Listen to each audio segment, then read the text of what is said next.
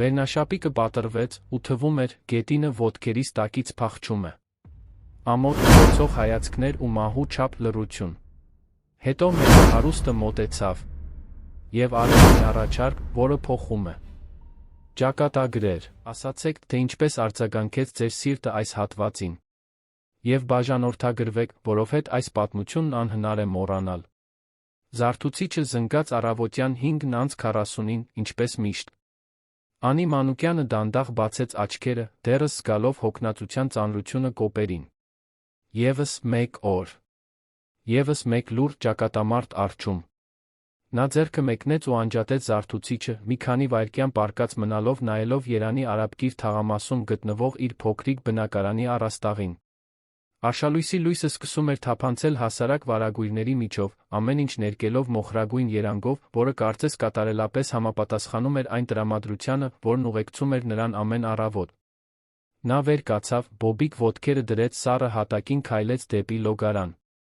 Հայելու մեջ նայելով նա տեսավ 32 տարեկան մի կնոջ արտացոլանք, որի աչքերում վճռականության ուժասպառության տարօրինակ խառնուրդ կար։ Նրա շագանակագույն մազերը թափվում էին ուսերին, դեռս քնից չսանրված։ Նա խորը շունչ քաշեց, փորձելով ուժ հավաքել Արքսիս Գրուպ, ում մեկ աշխատանքային օր դիմակայելու համար։ Արքսիս ում աշխատելը, շատերի կարծիքով, հիանալի ձեռքբերում էր։ Ընկերությունը զբաղեցնում էր Հյուսիսային պողոտայի ամենաժամանակակից շենքերից մեկը, ապակուց պողպատից մի հսկա, որն արտացոլում էր քաղաքի կորպորատիվ փառասիրությունն ու հզորությունը։ Ընտանիքի անդամների ծանոթների համար Անին մեծ բանի էր հասել։ Սակայն նրա համար այդ վայրը ականապատ դաշտ էր, որտեղ յուրաքանչյուր քայլ պետք է հաշվարկված լիներ, յուրաքանչյուր խոսք կշռադատված։ Նախաճաշ պատրաստելիս Անին հիշեց վերջին ամիսները։ Ռազմավարական ընդլայնման թիմին միանալուց ի վեր, գրեթե 1 տարի առաջ, նա օդում տարօրինակ մի բան էր զգում։ Խնդիրը միայն աշխատանքի ինտենսիվ պահանջները չէին, այլ այն, թե ինչպես էին իրեն վերաբերվում։ Հայացքները, որոնք շեղվում էին, երբ նա սենյակ էր մտնում։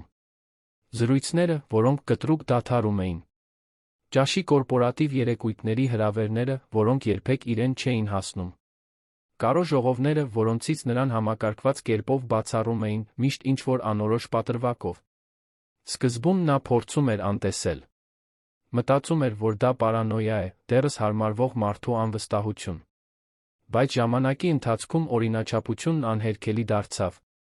Նրա ներկայության մեջ կար մի բան, որն անհանգստացնում էր մարդկանց։ Գուցե դա նրա ամուր կեցվածքն էր, բամբասանքներին մասնակցելուց հրաժարվելը, նրա անսասան էթիկան, նույնիսկ երբ դա նշանակում էր մենակ մնալ։ Անին հստակ չգիտեր, բայց նկատում էր, որ ինչ-որ կերպ իրեն այլ կերպ էին ընկալում։ Իսկ Արքսիս Գրուպը միջավայրում տարբեր լինելը ողջունելի չէր։ Սուրճ խմելիս նա արագ ստուգեց հեռախոսի հաղորդագրությունները։ Ոչ մի կարևոր բան։ Գործընկերներից ոչ մի հաղորդագրություն, միայն ընկերության համակարգի ավտոմատ ծանուցումներ։ Նա հոգոց հանեց։ Մասնագիտական մենությունը դարձել էր նրա մշտական ուղեկիցը։ Նա խնամքով հագնվեց, ընտրելով զուսպ, բայց էլեգանտ գործնական հագուստ։ Անին միշտ մտահոգվում էր անթերի տեսք ունենալու համար, ոչ թե սնափառությունից, այլ անհրաժեշտությունից ելնելով։ Նա գիտեր, որ ցանկացած սայթաքում կնկատվի, կքննարկվի, կօգտագործվի իր դեմ։ Այն աշխարհում, որտեղ նա ապրում էր, արտաքին տեսքս մեկ զրահ էր։ Մինչ մետրոյի կայարան ճանապարհը կարճ էր, ընդամենը 15 րոպե քայլ։ Նա սիրում էր այդ պահը, թե կարճ, երբ կարող էր մենակ լինել ինքն իր հետ, առանց դատող հայացքների ճնշման։ Քաղաքն արդեն սկսում էր արթնանալ, Անին կորչում էր կառամատույցներում հավաքված բազմության մեջ։ Այնտեղ նա ընդամենը մեկն էր միլիոնավորներից։ Անանուն։ Անտեսանելի։ Հասնելով Արքսիս Գրուպ, նա անցավ անվտանգության կետով, բարձրացավ 13-րդ հարկ, որտեղ գտնվում էր ընդլայնման բաժինը։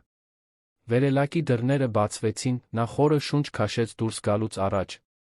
Նա քաղաքավարի գլխով արեց ընդունարանի աշխատակցուհուն, որն արձագանքեց մեխանիկական դատարկ ժպիտով։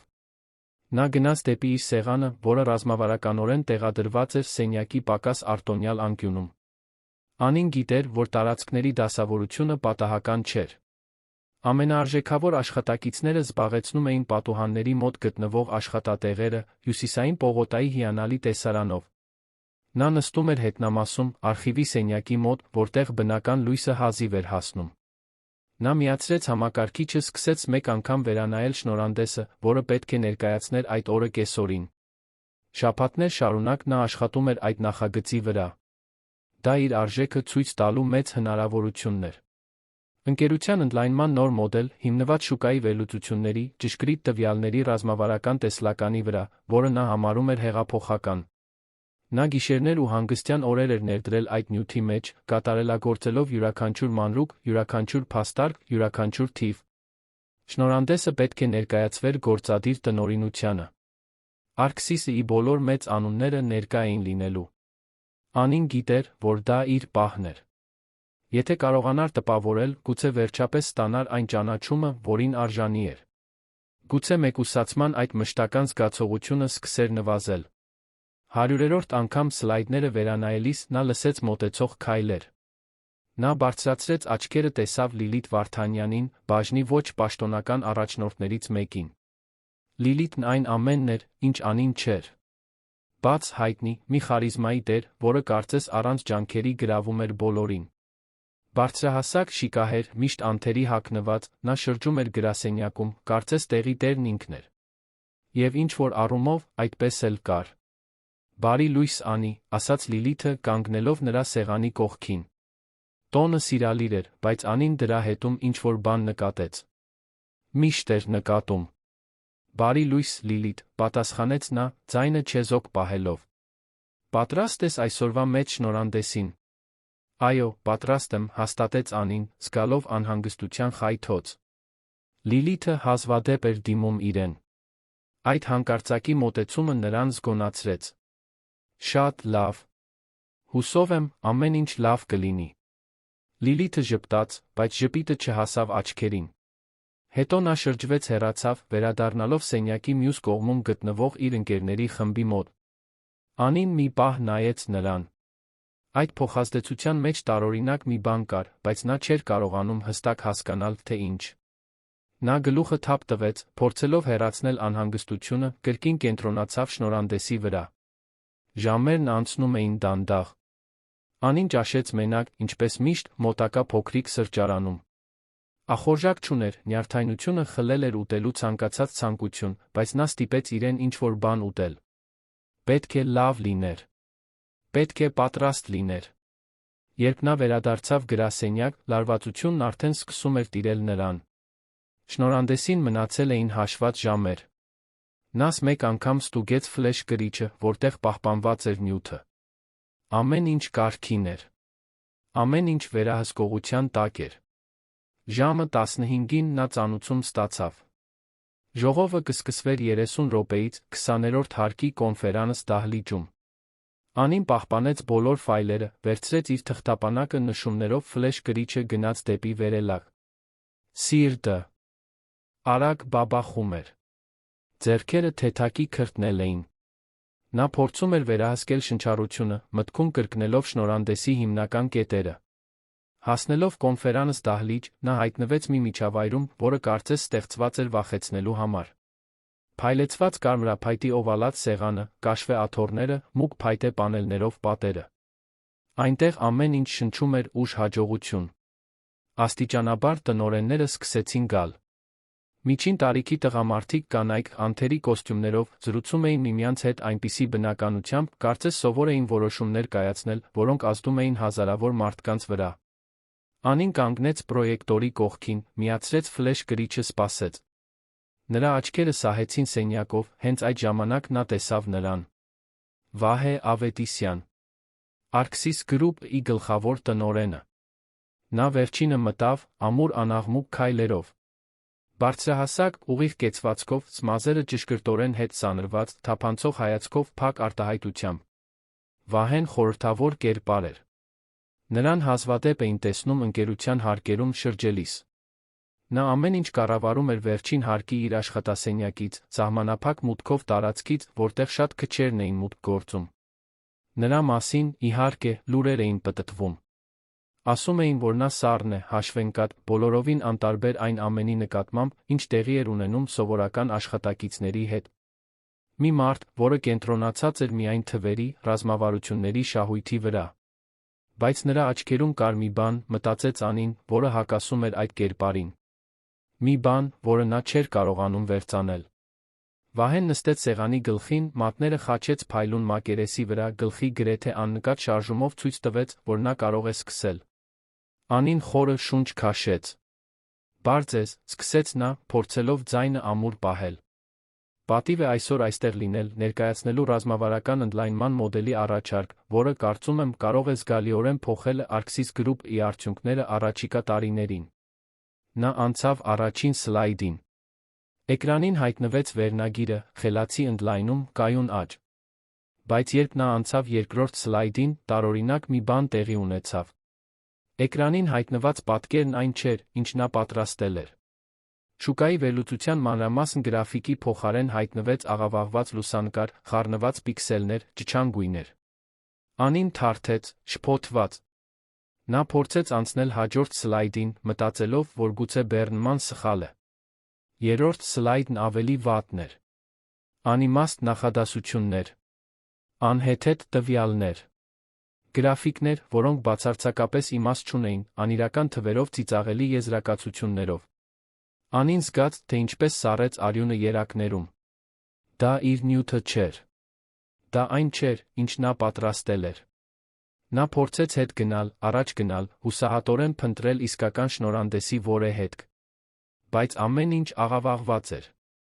Յուրաքանչյուր սլայդ տարբեր նվաստացում էր։ Մեկ առ մեկ տնօրենները սկսեցին հայացքներ փոխանակել։ Զուսպ շշուկները լցրեցին սենյակը։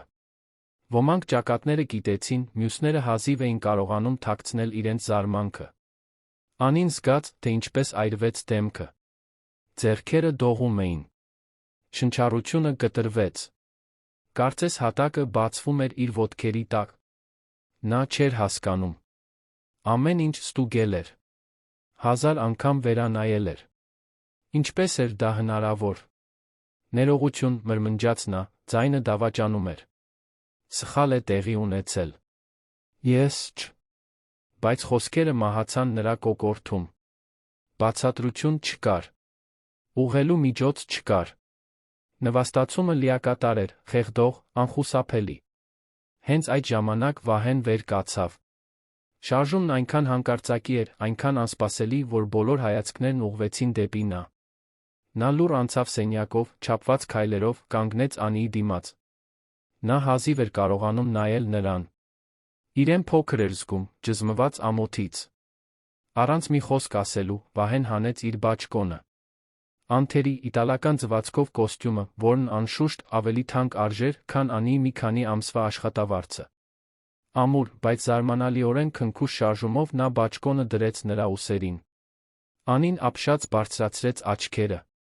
Նա ուղիղ նայեց իրեն, այդ կարճ պահին նա տեսավ մի բան, որը երբեք չէր սպասի տեսնել Arxis Group-ի գլխավոր տնօրենի աչքերում։ Հասկացողություն։ Եկեք ինձ հետ, միայն դա ասաց նա։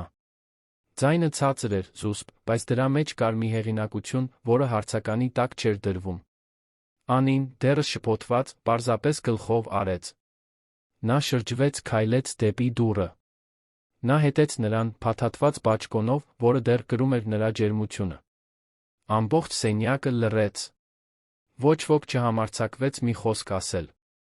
Վահեի ժեստն այնքան անսովոր էր, այնքան դուրս սպասվող ցանկացած արարողակարգից, որ բոլորը պարզապես դիտում էին, չիմանալով ինչպես արձագանքել։ Միջանցքում Անին քայլում էր նրանից մի քանի քայլ հետ, փորձելով հասկանալ, թե ինչ է կատարվում։ Բաճկոնը ծանրացել էր ուսերին, ոչ թե կտորի, այլ խորհրդանշականության պատճառով։ Վահե Ավետիսյանը, Arxis Group-ի գլխավոր տնօրենը, հենց նոր ընդհատել էր տնօրենների խորհրդի նիստը, նրան այդ իրավիճակից հանելու համար։ Ինչո՞վ։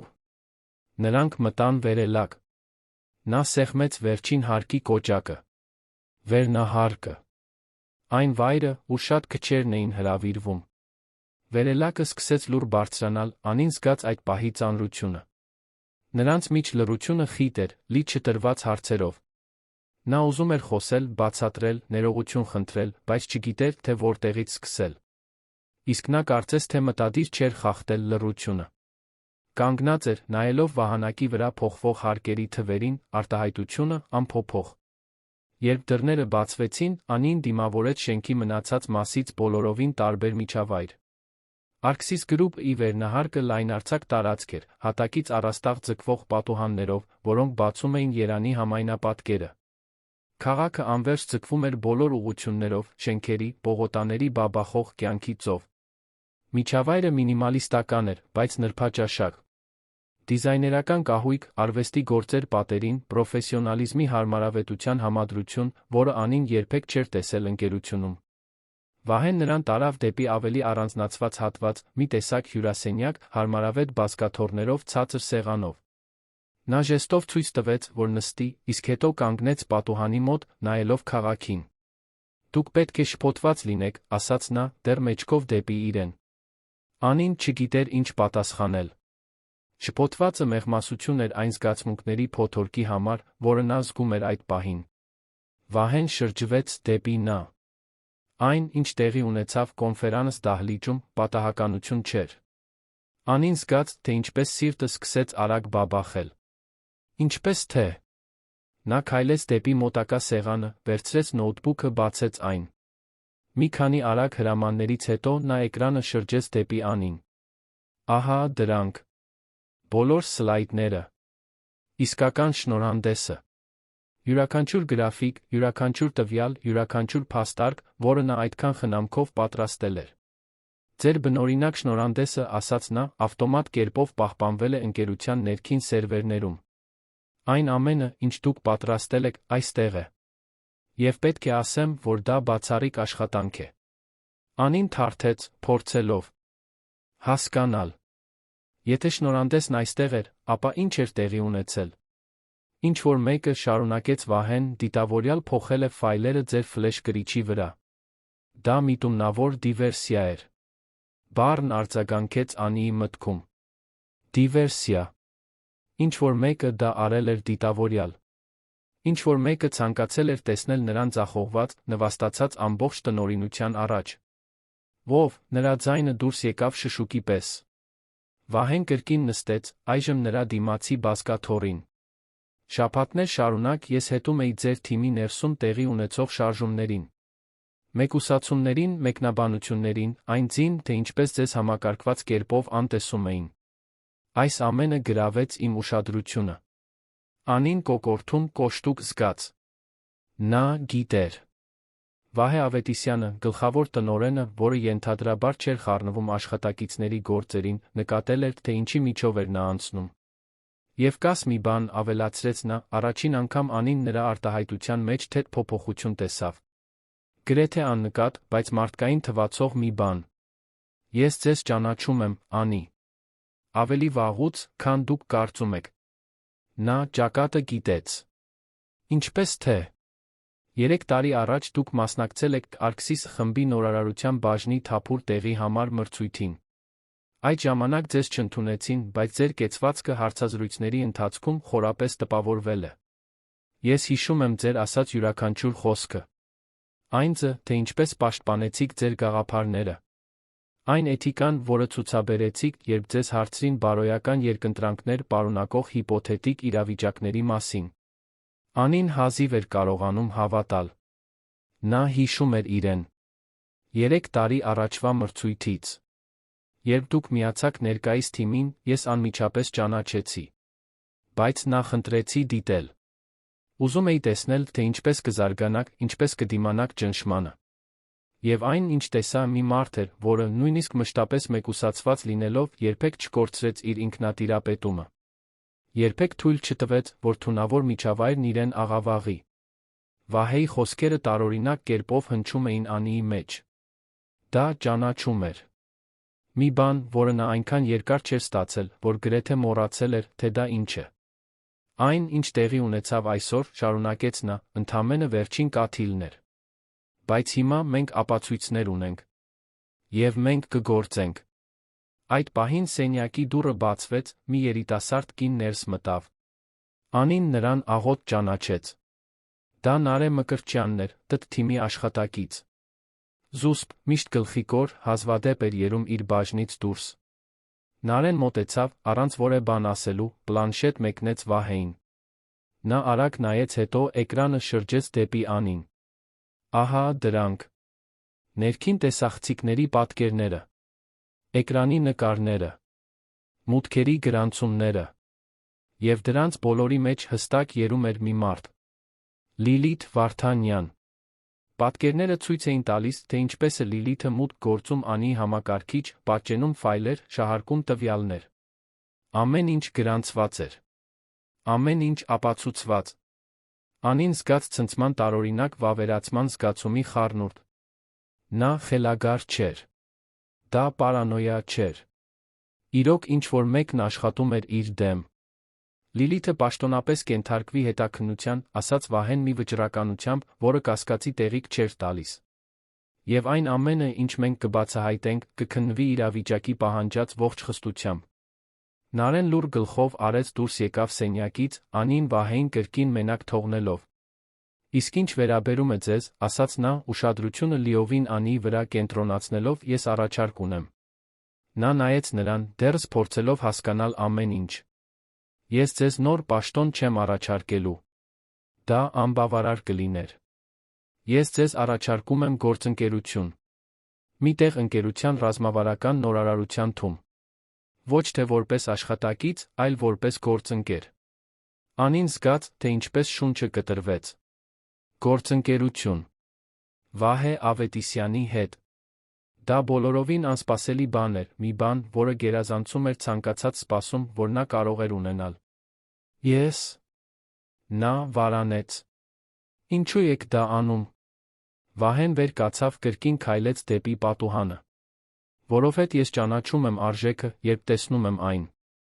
Եվ որովհետև բավական է տաղանդը վատնվի քաղաքական խաղերի նախանձի պատճառով։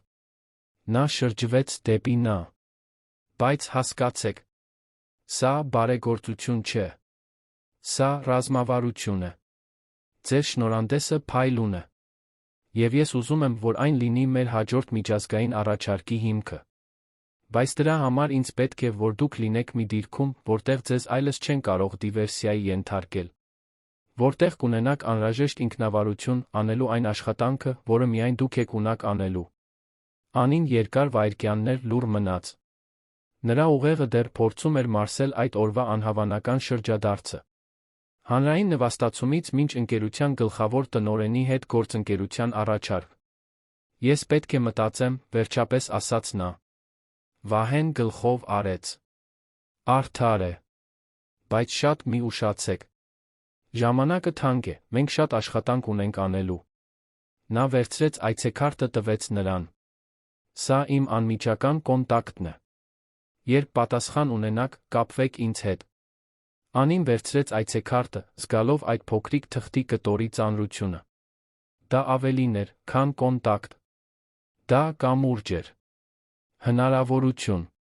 Կարող եք առայժմ պահել բաճկոնը, ասաց Վահեն թեթ ժպիտով, որը Անին չգիտեր, թե նա ունակ է տալու։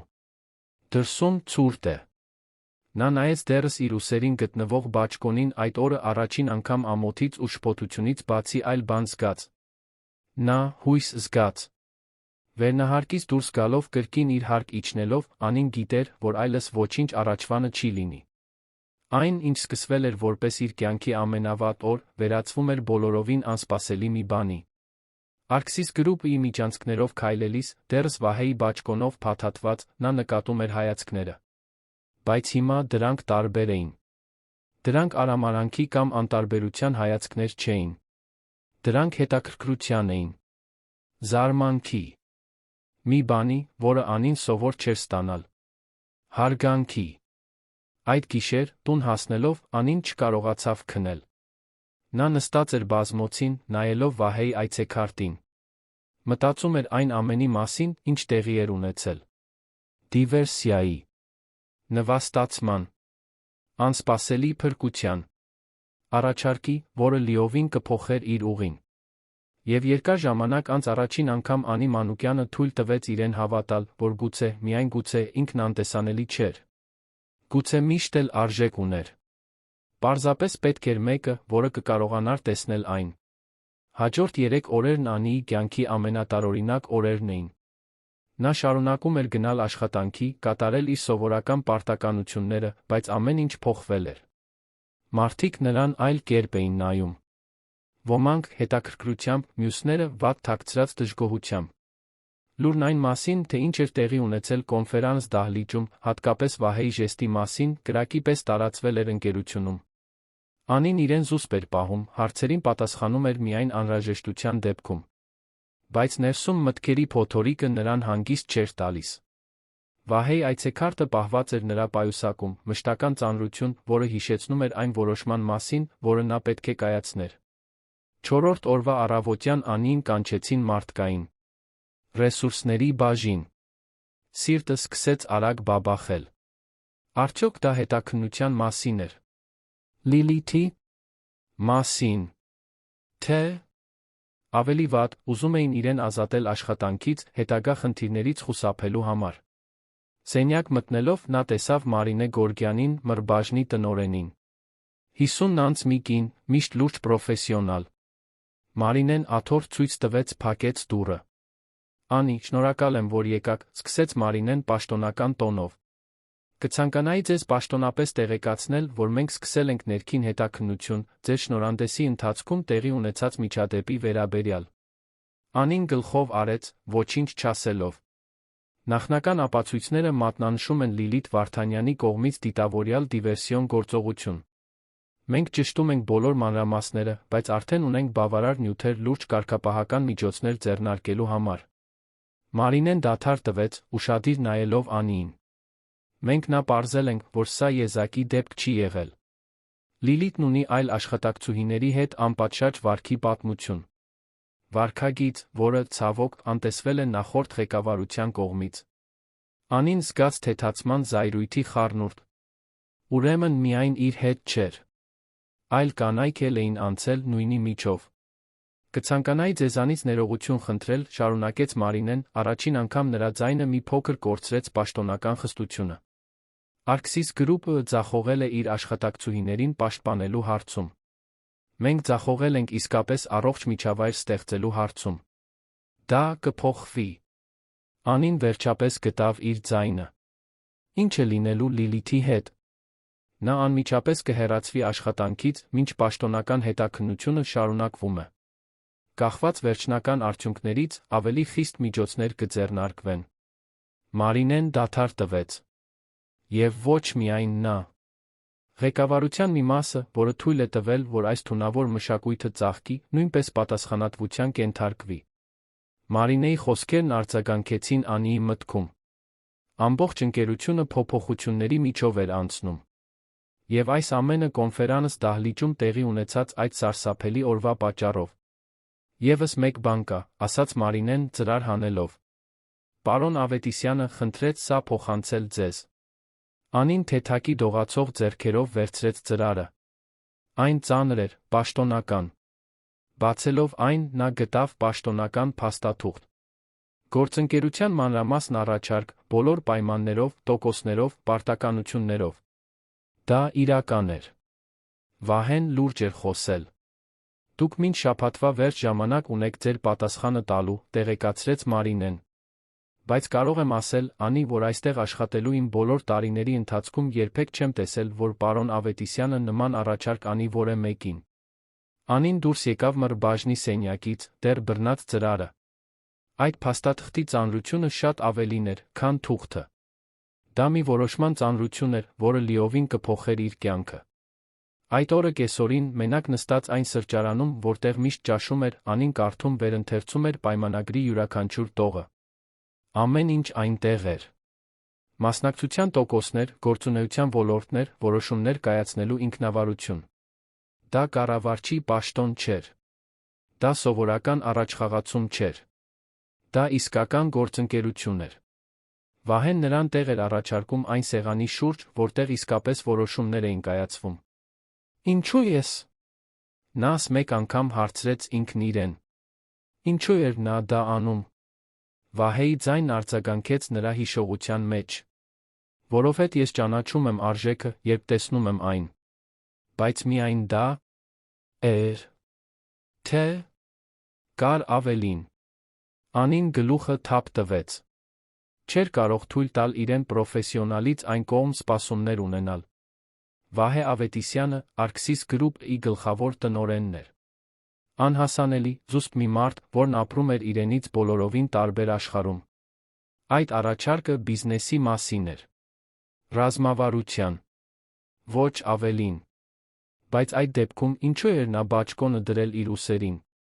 Ինչու այդքան խորհրդանշական, այդքան անձնական ժեստ։ Անին հոգոց հանեց։ Պետք է դադարեր փորձել հասկանալ Վահեի դրդապատճառները, կենտրոնանար նրա վրա, ինչն իսկապես կարևոր էր։ Դա իր շանսն էր։ Գուցե միակը, որ կունենար։ Ուրբաթ առավոտյան Անին կայացրեց իր որոշումը։ Նա վերցրեց հեռախոսը, նախքան կկարողանար վարանել, հաղորդագրություն ուղարկեց Վահեի այցեքարտի համարին։ Պարոն Ավետիսյան, ընդունում եմ ձեր առաջարկը։ Երբ կարող ենք խոսել հաջորդ քայլերի մասին։ Պատասխանը զարմանալիորեն արագ եկավ։ Այսօր, ժամը 17-ին։ Վերնահարկում։ Անին նայեց հաղորդագրությանը։ Ուղիղ։ Հակիրճ։ Ճիշտ այնպես, ինչպես պատկերացնում էր, որ Վահեն կշփվեր։ Ժամը 17-ին Անին կրկին վերելակում էր, բարձրանալով վերնահարկ։ Այս անգամ, սակայն, զգացողությունը տարբեր էր։ Դա շփոթություն կամ ամոթ չէր։ Դա վճռականություն էր։ Դռները բացվեցին, Վահեն արդեն սպասում էր։ Նա կրում էր մուգ կոստյում առանց փողկապի, վերնաշապիկի օձիքը թեթակի բաց։ Ավելի հանգիստ տեսք ուներ, քան նախորդ անգամ։ Անի, ողջունեց նա գլխի շարժումով։ Շնորհակալ եմ, որ եկաք։ Նա ներս մտավ, նա նրան տարավ դեպի նույն հյուրասենյակը։ Այս անգամ սեղանին գինու շիշ կար, 2 բաժակով։ Հուսով եմ դեմ չեք, ասաց Վահեն, 2 բաժակներն էլ գինով լցնելով։ Մտածեցի, որ տոնելը տեղին կլիներ։ Անին ընդունեց բաժակը, դեռ մի փոքր զարմացած ոչ պաշտոնականությունից։ Վահեն բաժակը բարձրացրեց։ Գենաց նոր գործընկերության, ասաց նա։ Գենաց նոր գործընկերության, կրկնեց Անին, երկուսն էլ խմեցին։ Վահեն նստեց, Անին նույնպես։ Նա մի պահ նայեց նրան, կարծես ինչ-որ բան էր գնահատում։ Նախքան կսկսենք քննարկել գործառնական մանրամասները, ուզում եմ, որ մի բան հասկանաք, ասաց նա։ Այս գործընկերությունը լավություն չէ։ Բարեգործություն չէ։ Դուք պետք է աշխատեք ավելի շատ, քան երբե։ Դուք դիմադրության կհանդիպեք։ Դուք պետք է ամեն օր ապացուցեք ձեր արժեքը։ Անին հանդիպեց նրա հայացքին։ Ես պատրաստ եմ։ Թեթ ժպիտ հայտնվեց Վահեի շուրթերին։ Հավատում եմ, որ այո։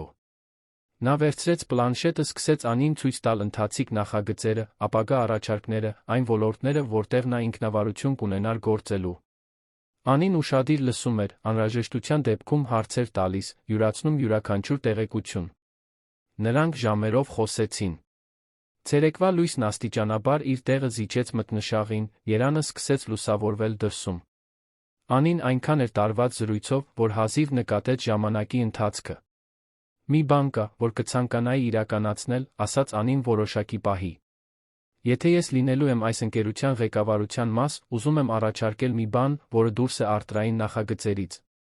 Վահեն հետաքրքրությամբ նայեց նրան։ Շարունակեք։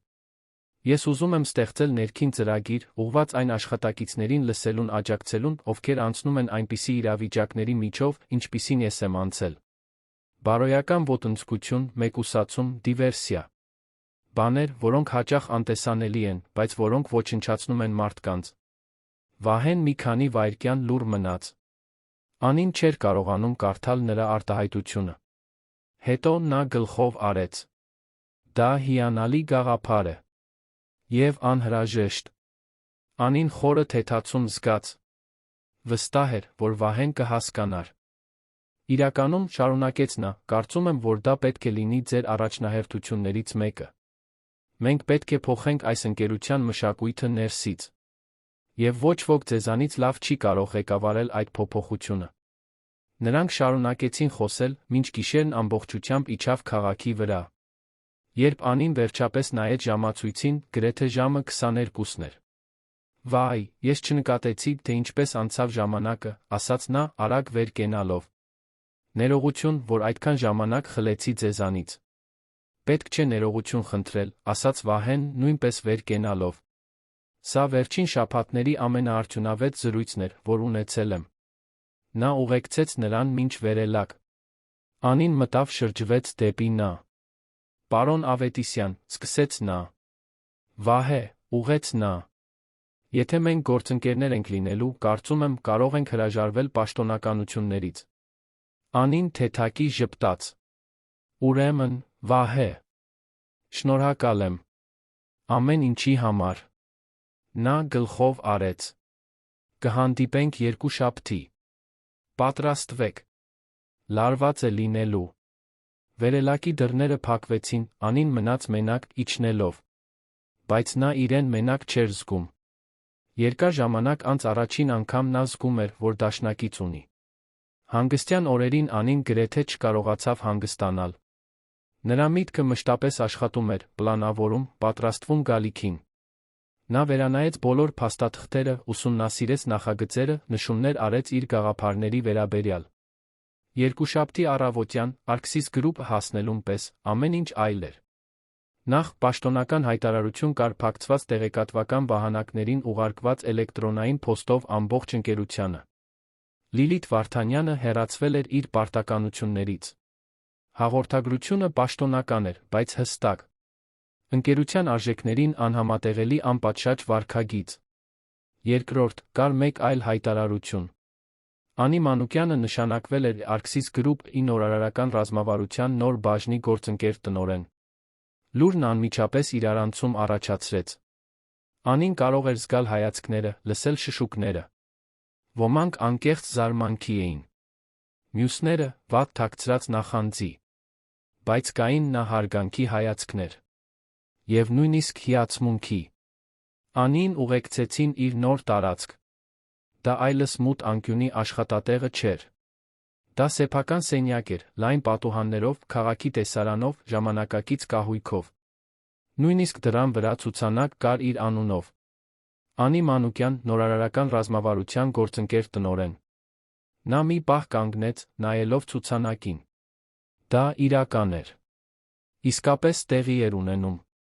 Սենյակ մտնելով նա տեսավ Նարեն Մկրտչյանին, որը սպասում էր իրեն։ Բարի լույս, Անի, ասաց Նարեն ամաչկոտ ժպիտով։ Պարոն Ավետիսյանը խնդրեց օգնել ձեզ անցումային շրջանում։ Ինչի կարիք էլ ունենաք, ես ձեր տրամադրության տակ եմ։ Անին նայեց երիտասարդ կնոջը։ Նարեն էր, որ բերել էր ապացույցները Լիլիթի դեմ։ Որ լուր աշխատել էր իրեն օգնելու համար։ Նարե, ասաց Անին, քայլելով դեպի նա։ Կցանկանայի քեզ առաջարկ անել։ Ինչ կասես պաշտոնապես միանալ իմ թիմին։ Նարեի աչքերը լայն բացվեցին։ Լո՛րջ։ Լիովին, հաստատեց Անին։ Ինձ պետք են մարդիկ, որոնց կարող եմ վստահել։ Եվ դու ապացուցեցիր, որ հենց այդպիսին ես։ Նարեն ժպտաց, այս անգամ ավելի լայն։ Դա պատիվ կլիներ։ Հաջորդ շաբաթները փոթորկոտ էին։ Անին գլխովին սուզվեց աշխատանքի մեջ։ Նա հավաքեց իր թիմը, վերանայեց նախագծերը, սկսեց իրականացնել իր գաղափարները։ Եվ ի զարմանս իրեն, պարզեց, որ իրեն մեկուսացնող որոշ նախկին գործընկերներ այժմ աշխատում էին իր ղեկավարության ներքո։ Նրանց թվում էր Արմինե Սահակյանը, որը միշտ մտերիմ էր եղել Լիլիթի հետ։ Առաջին օրը Արմինեն տեսանելիորեն անհարմարավետ մտավ Անիի սենյակ։ Անի, ես, Արմինեն վարանեց։ Կցանկանայի ներողություն խնդրել։ Այն բանի համար, թե ինչպես եմ քեզ հետ վարվել։ Դա սխալ էր։ Անին մի պահ նայեց նրան։ Կարող էր սառը լինել։ Կարող էր վրեժխնդիր լինել։ Բայց նա այլ ճանապարհ ընտրեց։ Շնորհակալ եմ, որ ընդունում ես, ասաց Անին։ Եկ սկսենք նորից։ Այն, ինչ հիմա կարող է, առջում ունեցած աշխատանքն է։ Արմինեն կարծես թեթացավ։ Եվ զարմացավ։ Անին գիտեր, որ կարող էր օգտագործել իր նոր դիրքը, հատուցելու այն բոլոր տառապանքների համար, որոնց միջով անցել էր։ Բայց դա կնշանակեր կրկնել նույն սխալները։ Դա կնշանակեր դառնալ այն, ինչն իրեն այդքան ցավ էր պատճառել։ Փոխարենը նա ղեկավարում էր վճռականությամբ, բայց նա արդարությամբ։ Պահանջում էր գերազանցություն, բայց նա աջակցություն էր առաջարկում։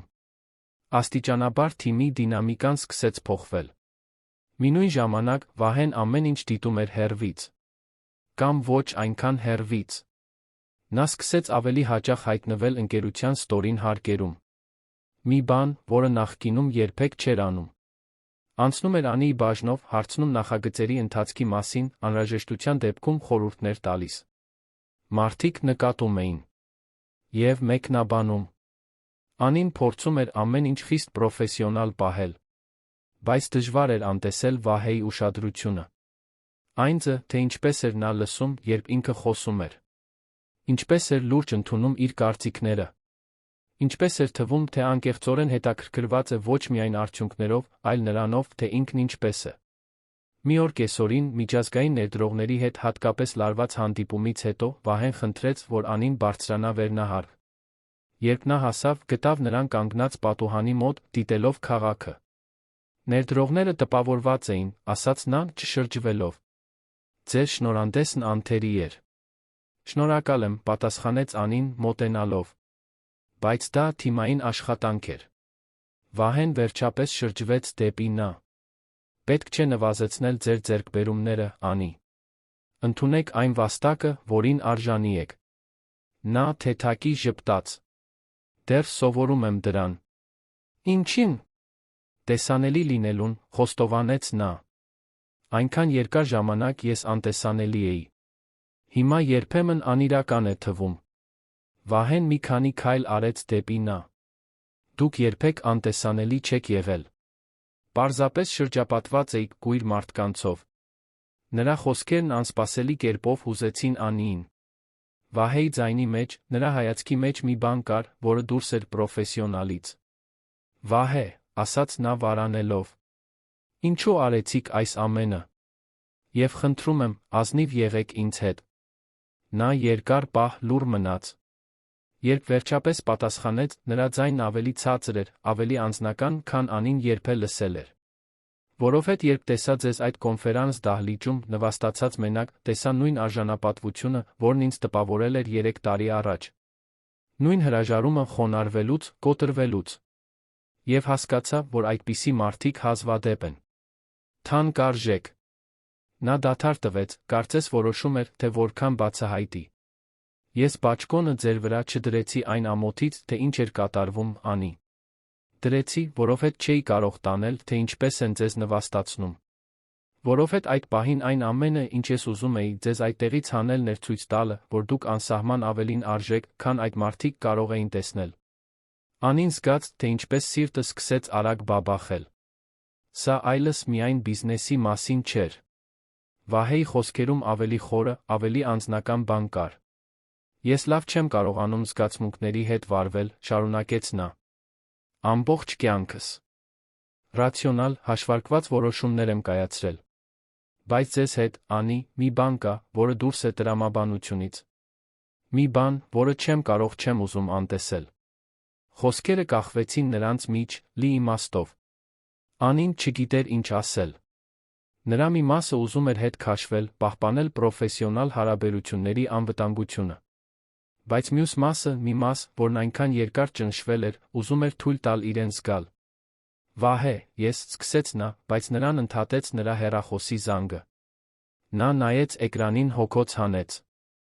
Ներողություն։ Խորհուրդն է։ Պետք է պատասխանեմ։ Անին գլխով արեց, գրեթե թեթացած ընդհատումից։ Ես պետք է գնամ։ Զեկույցներ ունեմ ավարտելու։ Նա շրջվեց գնալու, բայց Վահեն թեթակի բռնեց նրա թից։ Անի, ասաց նա։ Մտածեք իմ ասածի մասին։ Խնդրում եմ։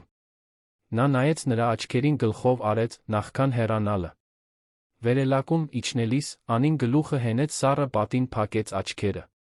Ամեն ինչ չափազանց արագ էր փոխվում։ Իր կարիերան։ Իր դիրքը։ Եվ հիմա, գուցե, մի բան շատ ավելի անձնական վախեցնող։ Այդ գիշեր, տանը, Անին չէր կարողանում դադարել մտածել Վահեի խոսքերի մասին։ Այն ձի, թե ինչպես էր նա իրեն նայել։ Այն խոցելիության, որը նա ցուցաբերել էր։ Առաջին անգամ նա թույլ տվեց իրեն քննարկել այն հնարավորությունը, որ այն, ինչ զգում էր, ոչ միայն երախտագիտություն կամ պրոֆեսիոնալ հիացմունք էր։ Գուցե դա ավելին էր։ Մի բան, որը նրան այնքան վախեցնում էր, որքան գրավում։ մի բան, որը կփոխեր ամեն ինչ։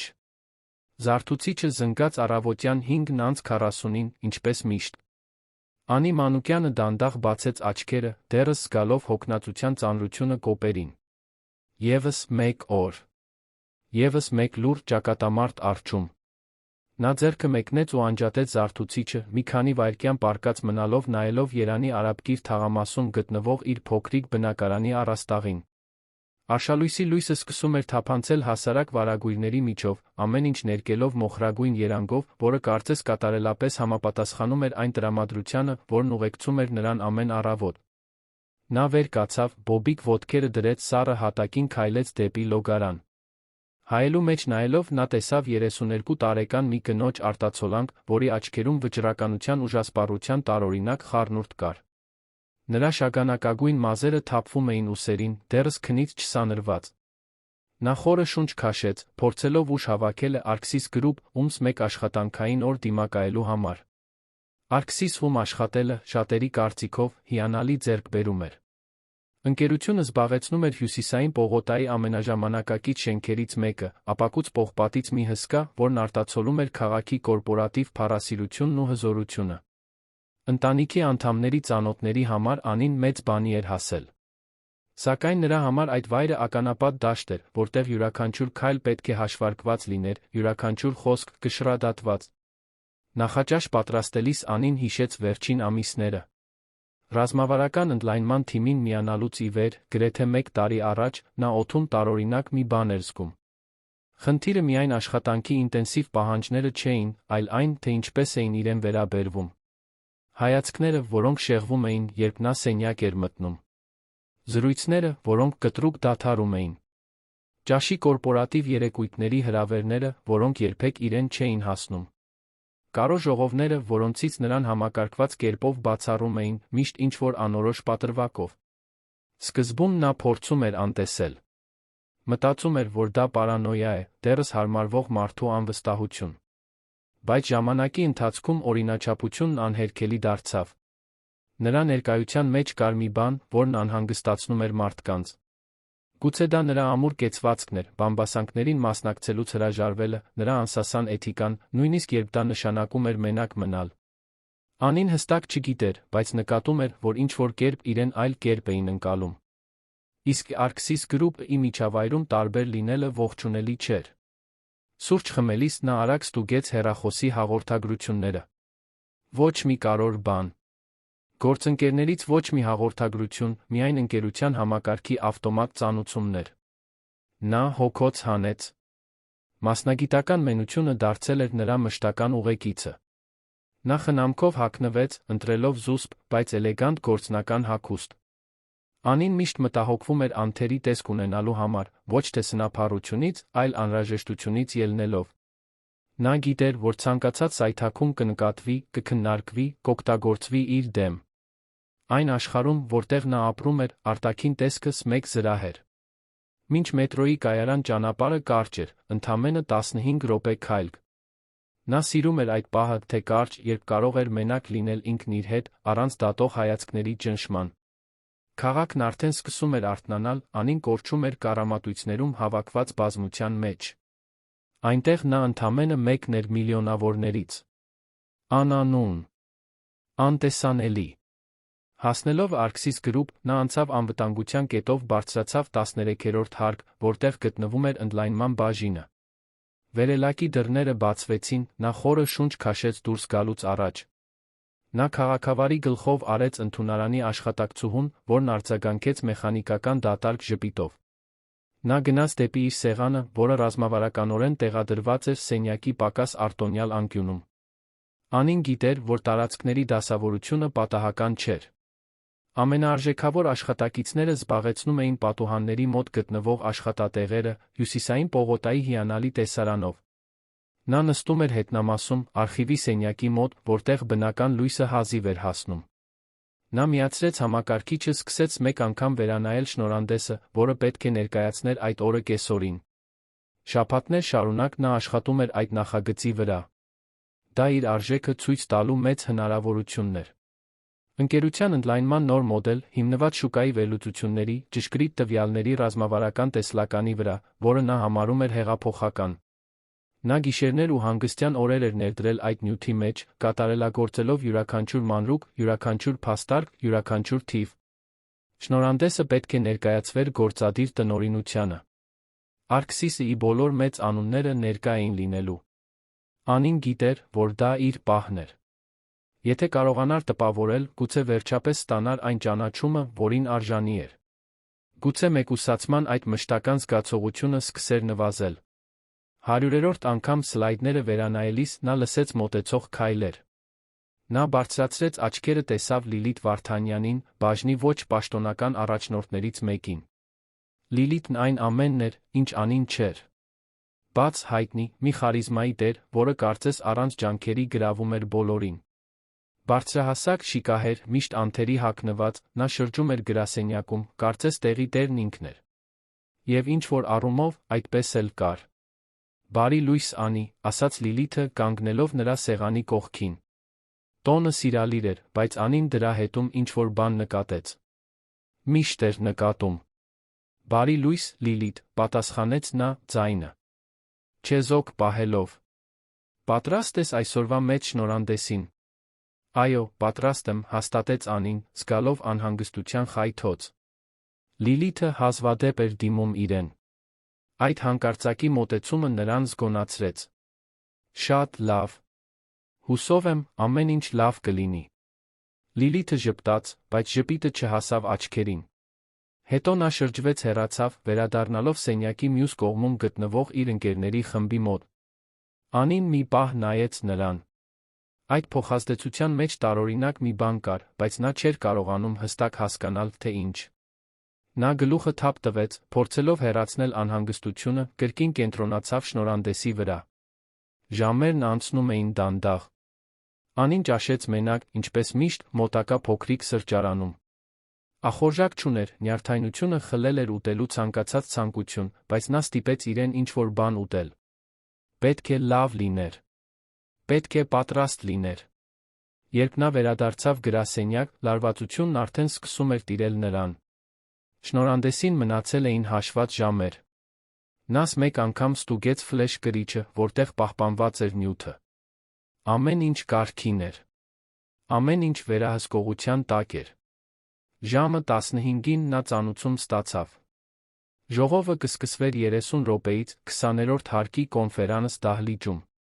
Անին պահպանեց բոլոր ֆայլերը, վերցրեց իր թղթապանակը, նշումներով ֆլեշ կրիչը գնաց դեպի վերելակ։ Սիրտը արագ բաբախում էր։ Ձեռքերը թեթակի քրտնել էին։ Նա փորձում էր վերահսկել շնչառությունը, մտքում կրկնելով շնորհանդեսի հիմնական կետերը։ Հասնելով կոնֆերանս դահլիճ, նա հայտնվեց մի միջավայրում, որը կարծես ստեղծված էր վախեցնելու համար։ Փայլեցված կարմրափայտի օվալած սեղանը, կաշվե աթոռները, մուգ փայտե պանելներով պատերը։ Այնտեղ ամեն ինչ շնչում էր ուժ, հաջողություն։ Աստիճանաբար տնօրենները սկսեցին գալ։ Միջին տարիքի տղամարդիկ կանայք անթերի կոստյումներով զրուցում էին միմյանց հետ այնպիսի բնականությամբ, կարծես սովոր էին որոշումներ կայացնել, որոնք ազդում էին հազարավոր մարդկանց վրա։ Անին կանգնեց պրոյեկտորի կողքին, միացրեց ֆլեշ կրիչը, սպասեց։ Նրա աչքերը սահեցին սենյակով, հենց այդ ժամանակ նա տեսավ նրան։ Վահե Ավետիսյան, Արքսիս Գրուպ-ի գլխավոր տնօրենը։ Նա վերջինը մտավ, ամուր անաղմուկ քայլերով։ Բարձրահասակ, ուղիղ կեցվածքով, սմազերը ճշգրտորեն հետ սանրված, թափանցող հայացքով, փակ արտահայտությամբ։ Վահեն խորհրդավոր կերպար էր։ Նրան հազվադեպ էին տեսնում ընկերության հարկերում շրջելիս։ Նա ամեն ինչ կառավարում էր վերջին հարկի իր աշխատասենյակից, սահմանափակ մուտքով տարածքից, որտեղ շատ քչերն էին մուտք գործում։ Նրա մասին, իհարկե, լուրեր էին պտտվում։ Ասում էին, որ նա սառն է, հաշվենկատ, բոլորովին անտարբեր այն ամենի նկատմամբ, ինչ տեղի էր ունենում սովորական աշխատակիցների հետ։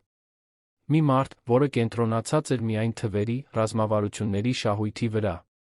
Բայց նրա աչքերում կար մի բան, մտածեց Անին, որը հակասում էր այդ կերպարին։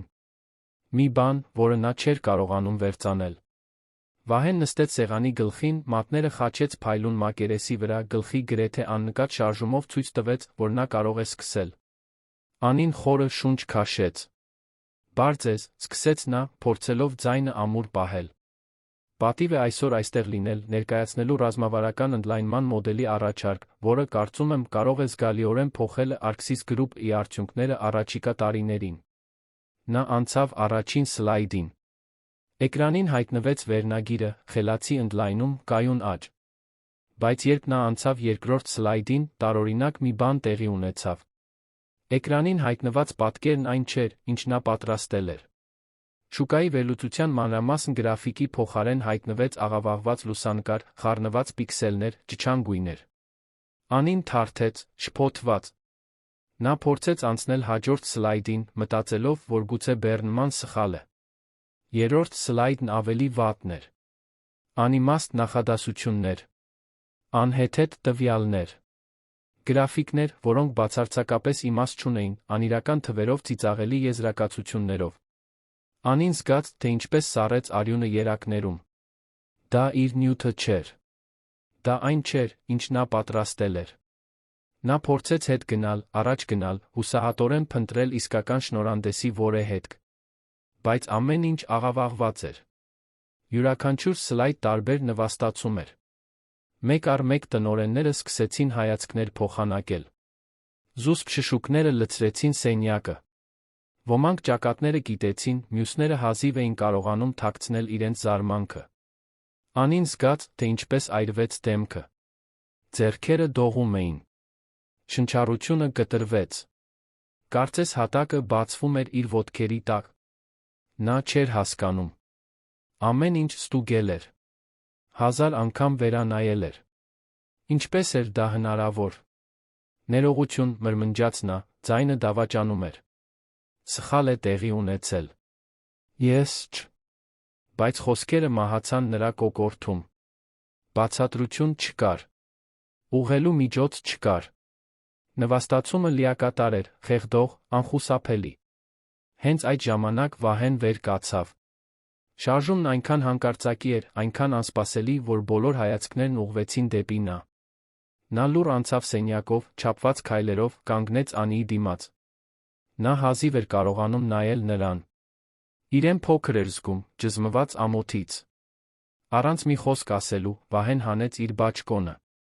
Անթերի, իտալական ձվածքով կոստյումը, որն անշուշտ ավելի թանկ արժեր, քան Անիի մի քանի ամսվա աշխատավարձը։ Ամուր, բայց զարմանալիորեն քնքուշ շարժումով նա բաճկոնը դրեց նրա ուսերին։ Անին ապշած բարձրացրեց աչքերը։ Նա ուղիղ նայեց իրեն, այդ կարճ պահին նա տեսավ մի բան, որը երբեք չէր սպասի տեսնել Arxis Group-ի գլխավոր տնօրենի աչքերում։ Հասկացողություն։ Եկեք ինձ հետ, միայն դա ասաց նա։ Ձայնը ցածր էր, զուսպ, բայց դրա մեջ կար մի հեղինակություն, որը հարցականի տակ չէր դրվում։ Անին, դեռ շփոթված, պարզապես գլխով արեց։ Նա շրջվեց, քայլեց դեպի դուռը։ Նա հետեց նրան, փաթաթված բաճկոնով, որը դեռ կրում էր նրա ջերմությունը։ Ամբողջ սենյակը լռեց։ Ոչ ոք չհամարձակվեց մի խոսք ասել։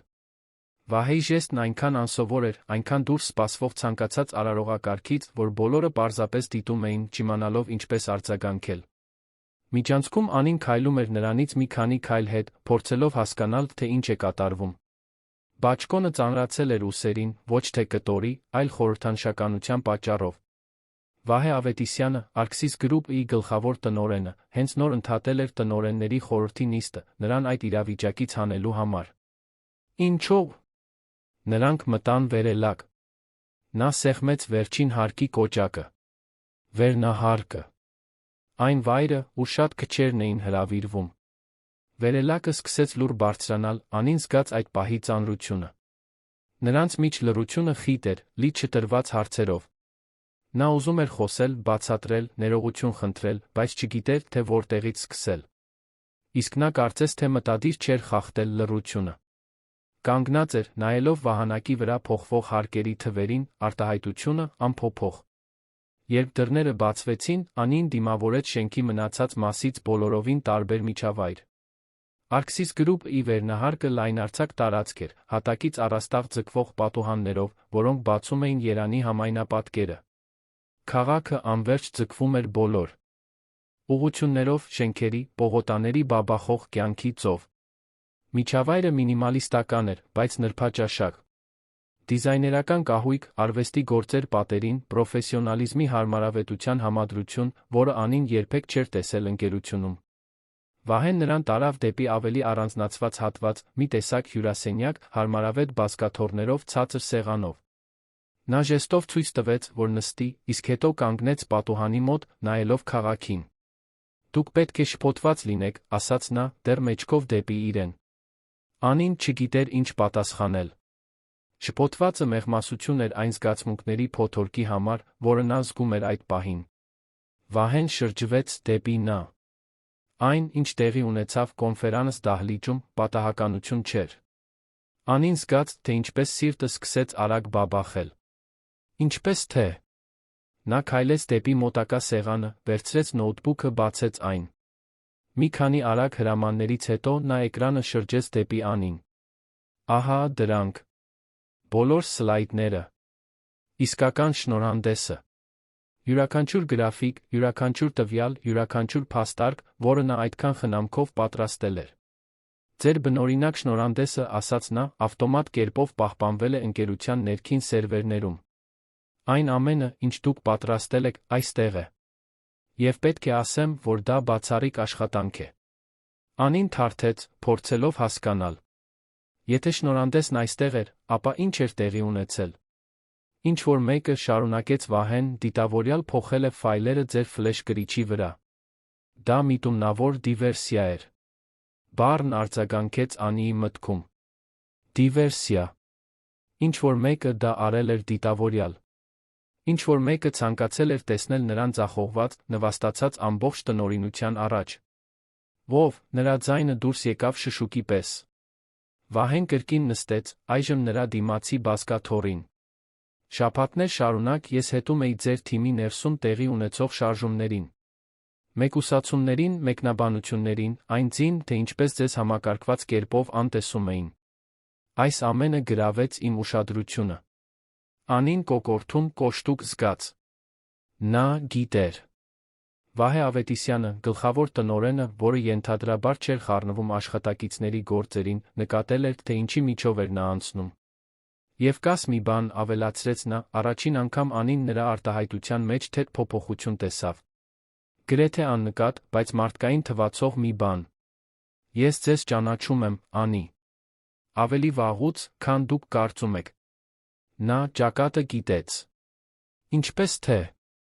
3 տարի առաջ դուք մասնակցել եք Արքսիս խմբի նորարարության բաժնի թափուր տեղի համար մրցույթին։ Այդ ժամանակ ձեզ չընդունեցին, բայց ձեր կեցվածքը հարցազրույցների ընթացքում խորապես տպավորվել է։ Ես հիշում եմ ձեր ասած յուրաքանչյուր խոսքը։ Այն ձ, թե ինչպես պաշտպանեցիք ձեր գաղափարները։ Այն էթիկան, որը ցուցաբերեցիք, երբ ձեզ հարցրին բարոյական երկընտրանքներ պարունակող հիպոթետիկ իրավիճակների մասին։ Անին հազիվ էր կարողանում հավատալ։ Նա հիշում էր իրեն 3 տարի առաջվա մրցույթից։ Երբ դուք միացաք ներկայիս թիմին, ես անմիջապես ճանաչեցի։ Բայց նախընտրեցի դիտել։ Ուզում էի տեսնել, թե ինչպես կզարգանաք, ինչպես կդիմանաք ճնշմանը։ Եվ այն, ինչ տեսա, մի մարդ էր, որը, նույնիսկ մշտապես մեկուսացված լինելով, երբեք չկորցրեց իր ինքնատիրապետումը։ Երբեք թույլ չտվեց, որ թունավոր միջավայրն իրեն աղավաղի։ Վահեի խոսքերը տարօրինակ կերպով հնչում էին Անիի մեջ։ Դա ճանաչում էր։ Մի բան, որը նա այնքան երկար չէր ստացել, որ գրեթե մոռացել էր, թե դա ինչ է։ Այն, ինչ տեղի ունեցավ այսօր, շարունակեց նա, ընդամենը վերջին կաթիլն էր։ Բայց հիմա մենք ապացույցներ ունենք։ Եվ մենք կգործենք։ Այդ պահին սենյակի դուռը բացվեց, մի երիտասարդ կին ներս մտավ։ Անին նրան աղոտ ճանաչեց։ Դա Նարէ Մկրտչյանն էր, ՏՏ թիմի աշխատակից։ Զուսպ, միշտ գլխիկոր, հազվադեպ էր երում իր բաժնից դուրս։ Նարեն մոտեցավ, առանց որևէ բան ասելու, պլանշետ մեկնեց Վահեին։ Նա արագ նայեց, հետո էկրանը շրջեց դեպի Անին։ Ահա դրանք։ Ներքին տեսախցիկների պատկերները։ Էկրանի նկարները։ Մուտքերի գրանցումները։ Եվ դրանց բոլորի մեջ հստակ երում էր մի մարդ։ Լիլիթ Վարդանյան։ Պատկերները ցույց էին տալիս, թե ինչպես է Լիլիթը մուտք գործում Անիի համակարգիչ, պատճենում ֆայլեր, շահարկում տվյալներ։ Ամեն ինչ գրանցված էր։ Ամեն ինչ ապացուցված։ Անին զգաց ցնցման տարօրինակ վավերացման զգացումի խառնուրդ։ Նա խելագար չէր։ Դա պարանոյա չէր։ Իրոք ինչ-որ մեկն աշխատում էր իր դեմ։ Լիլիթը պաշտոնապես կենթարկվի հետաքննության, ասաց Վահեն մի վճռականությամբ, որը կասկածի տեղիք չէր տալիս։ Եվ այն ամենը, ինչ մենք կբացահայտենք, կքննվի իրավիճակի պահանջած ողջ խստությամբ։ Նարեն լուռ գլխով արեց դուրս եկավ սենյակից, Անին Վահեին կրկին մենակ թողնելով։ Իսկ ինչ վերաբերում է ձեզ, ասաց նա, ուշադրությունը լիովին Անիի վրա կենտրոնացնելով, ես առաջարկ ունեմ։ Նա նայեց նրան, դեռս փորձելով հասկանալ ամեն ինչ։ Ես ձեզ նոր պաշտոն չեմ առաջարկելու։ Դա անբավարար կլիներ։ Ես ձեզ առաջարկում եմ գործընկերություն։ Մի տեղ ընկերության ռազմավարական նորարարության թում։ Ոչ թե որպես աշխատակից, այլ որպես գործընկեր։ Անին զգաց, թե ինչպես շունչը կտրվեց։ Գործընկերություն։ Վահե Ավետիսյանի հետ։ Դա բոլորովին անսպասելի բան էր, մի բան, որը գերազանցում էր ցանկացած սպասում, որ նա կարող էր ունենալ։ Ես։ Նա վարանեց։ Ինչու եք դա անում։ Վահեն վեր կացավ, կրկին քայլեց դեպի պատուհանը։ Որովհետև ես ճանաչում եմ արժեքը, երբ տեսնում եմ այն։ Եվ որովհետև բավական է տաղանդը վատնվի քաղաքական խաղերի նախանձի պատճառով։ Նա շրջվեց դեպի նա։ Բայց հասկացեք, սա բարեգործություն չէ։ Սա ռազմավարություն է։ Ձեր շնորհանդեսը փայլուն է։ Եվ ես ուզում եմ, որ այն լինի մեր հաջորդ միջազգային առաջարկի հիմքը։ Բայց դրա համար ինձ պետք է, որ դուք լինեք մի դիրքում, որտեղ ձեզ այլս չեն կարող դիվերսիայի ենթարկել։ Որտեղ կունենաք անհրաժեշտ ինքնավարություն, անելու այն աշխատանքը, որը միայն դուք եք ունակ անելու։ Անին երկար վայրկյաններ լուռ մնաց։ Նրա ուղեղը դեռ փորձում էր մարսել այդ օրվա անհավանական շրջադարձը։ Հանրային նվաստացումից մինչ ընկերության գլխավոր տնօրենի հետ գործընկերության առաջարկ։ Ես պետք է մտածեմ, վերջապես ասաց նա։ Վահեն գլխով արեց։ Արդար է։ Բայց շատ մի ուշացեք։ Ժամանակը թանկ է, մենք շատ աշխատանք ունենք անելու։ Նա վերցրեց այցեքարտը տվեց նրան։ Սա իմ անմիջական կոնտակտն է։ Երբ պատասխան ունենաք, կապվեք ինձ հետ։ Անին վերցրեց այցեքարտը, զգալով այդ փոքրիկ թղթի կտորի ծանրությունը։ Դա ավելին էր, քան կոնտակտ։ Դա կամուրջ էր։ Հնարավորություն։ Կարող եք առայժմ պահել բաճկոնը, ասաց Վահեն թեթ ժպիտով, որը Անին չգիտեր, թե նա ունակ է տալու։ Դրսում ցուրտ է։ Նա նայեց դեռս իր ուսերին գտնվող բաճկոնին, այդ օրը առաջին անգամ ամոթից ու շփոթությունից բացի այլ բան զգաց։ Նա հույս զգաց։ Վերնահարկից դուրս գալով կրկին իր հարկ իջնելով, Անին գիտեր, որ այլս ոչինչ առաջվանը չի լինի։ Այն, ինչ սկսվել էր որպես իր կյանքի ամենավատ օր, վերածվում էր բոլորովին անսպասելի մի բանի։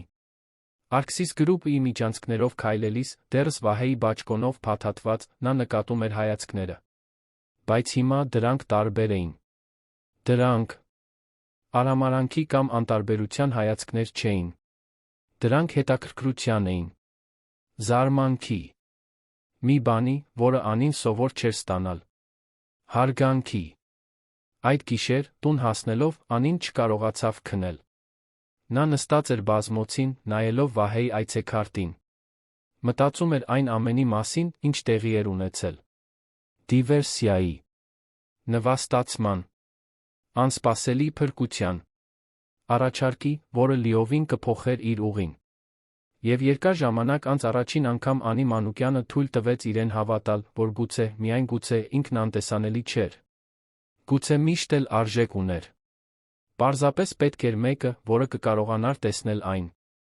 Հուլիսը իր հետ բերեց բնորոշ երանյան ցուրտ։ Անին նայում էր իր աշխատասենյակի պատուհանից, դիտելով հյուսիսային պողոտայի վրա թափվող մանրամաղ անձրը։ Այդ մոխրագույն եղանակի մեջ ինչ-որ հանգստացնող բան կար, կարծես քաղաքը կիսում էր նրա կրած զգացմունքների բարդությունը։ Աջակցության ծրագիրը պաշտոնապես մեկնարկել էր նախորդ շաբաթ։ Արձագանքն անմիջական էր, որոշ առումներով՝ ցնցող։ Մեկ շաբաթից պակաս ժամանակում 14 աշխատակից դիմել էր ծառայությանը։ 14 պատմություն մեկուսացման բարոյական ոտնձգության լուր տառապանքի մասին, որոնք վերջապես գտել էին լսելի լինելու հնարավորություն։ Նարեն ծրագիրը համակարգում էր մի նվիրումով, որը հուզում էր Անիին։ Ինքը նույնպես այնքան երկար անտեսանելի էր եղել, որ խորապես հասկանում էր օգնություն փնտրողների ցավը։ Պատմությունների մեջ անհանգստացնող օրինաչափություններ կային։ Ղեկավարներ, որոնք հրապարակավ նվաստացնում էին։ Գործընկերներ, որոնք սաբոտաժի էին ենթարկում աշխատանքները։ Խմբեր, որոնք համակարգված կերպով մեկուսացնում էին որոշակի աշխատակիցների։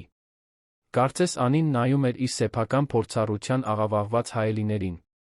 Նարեի վարձված հոգեբանների թիմի հետ հանդիպման ժամանակ Անին լսեց մի դեպք, որը հատկապես ազդեց նրա վրա։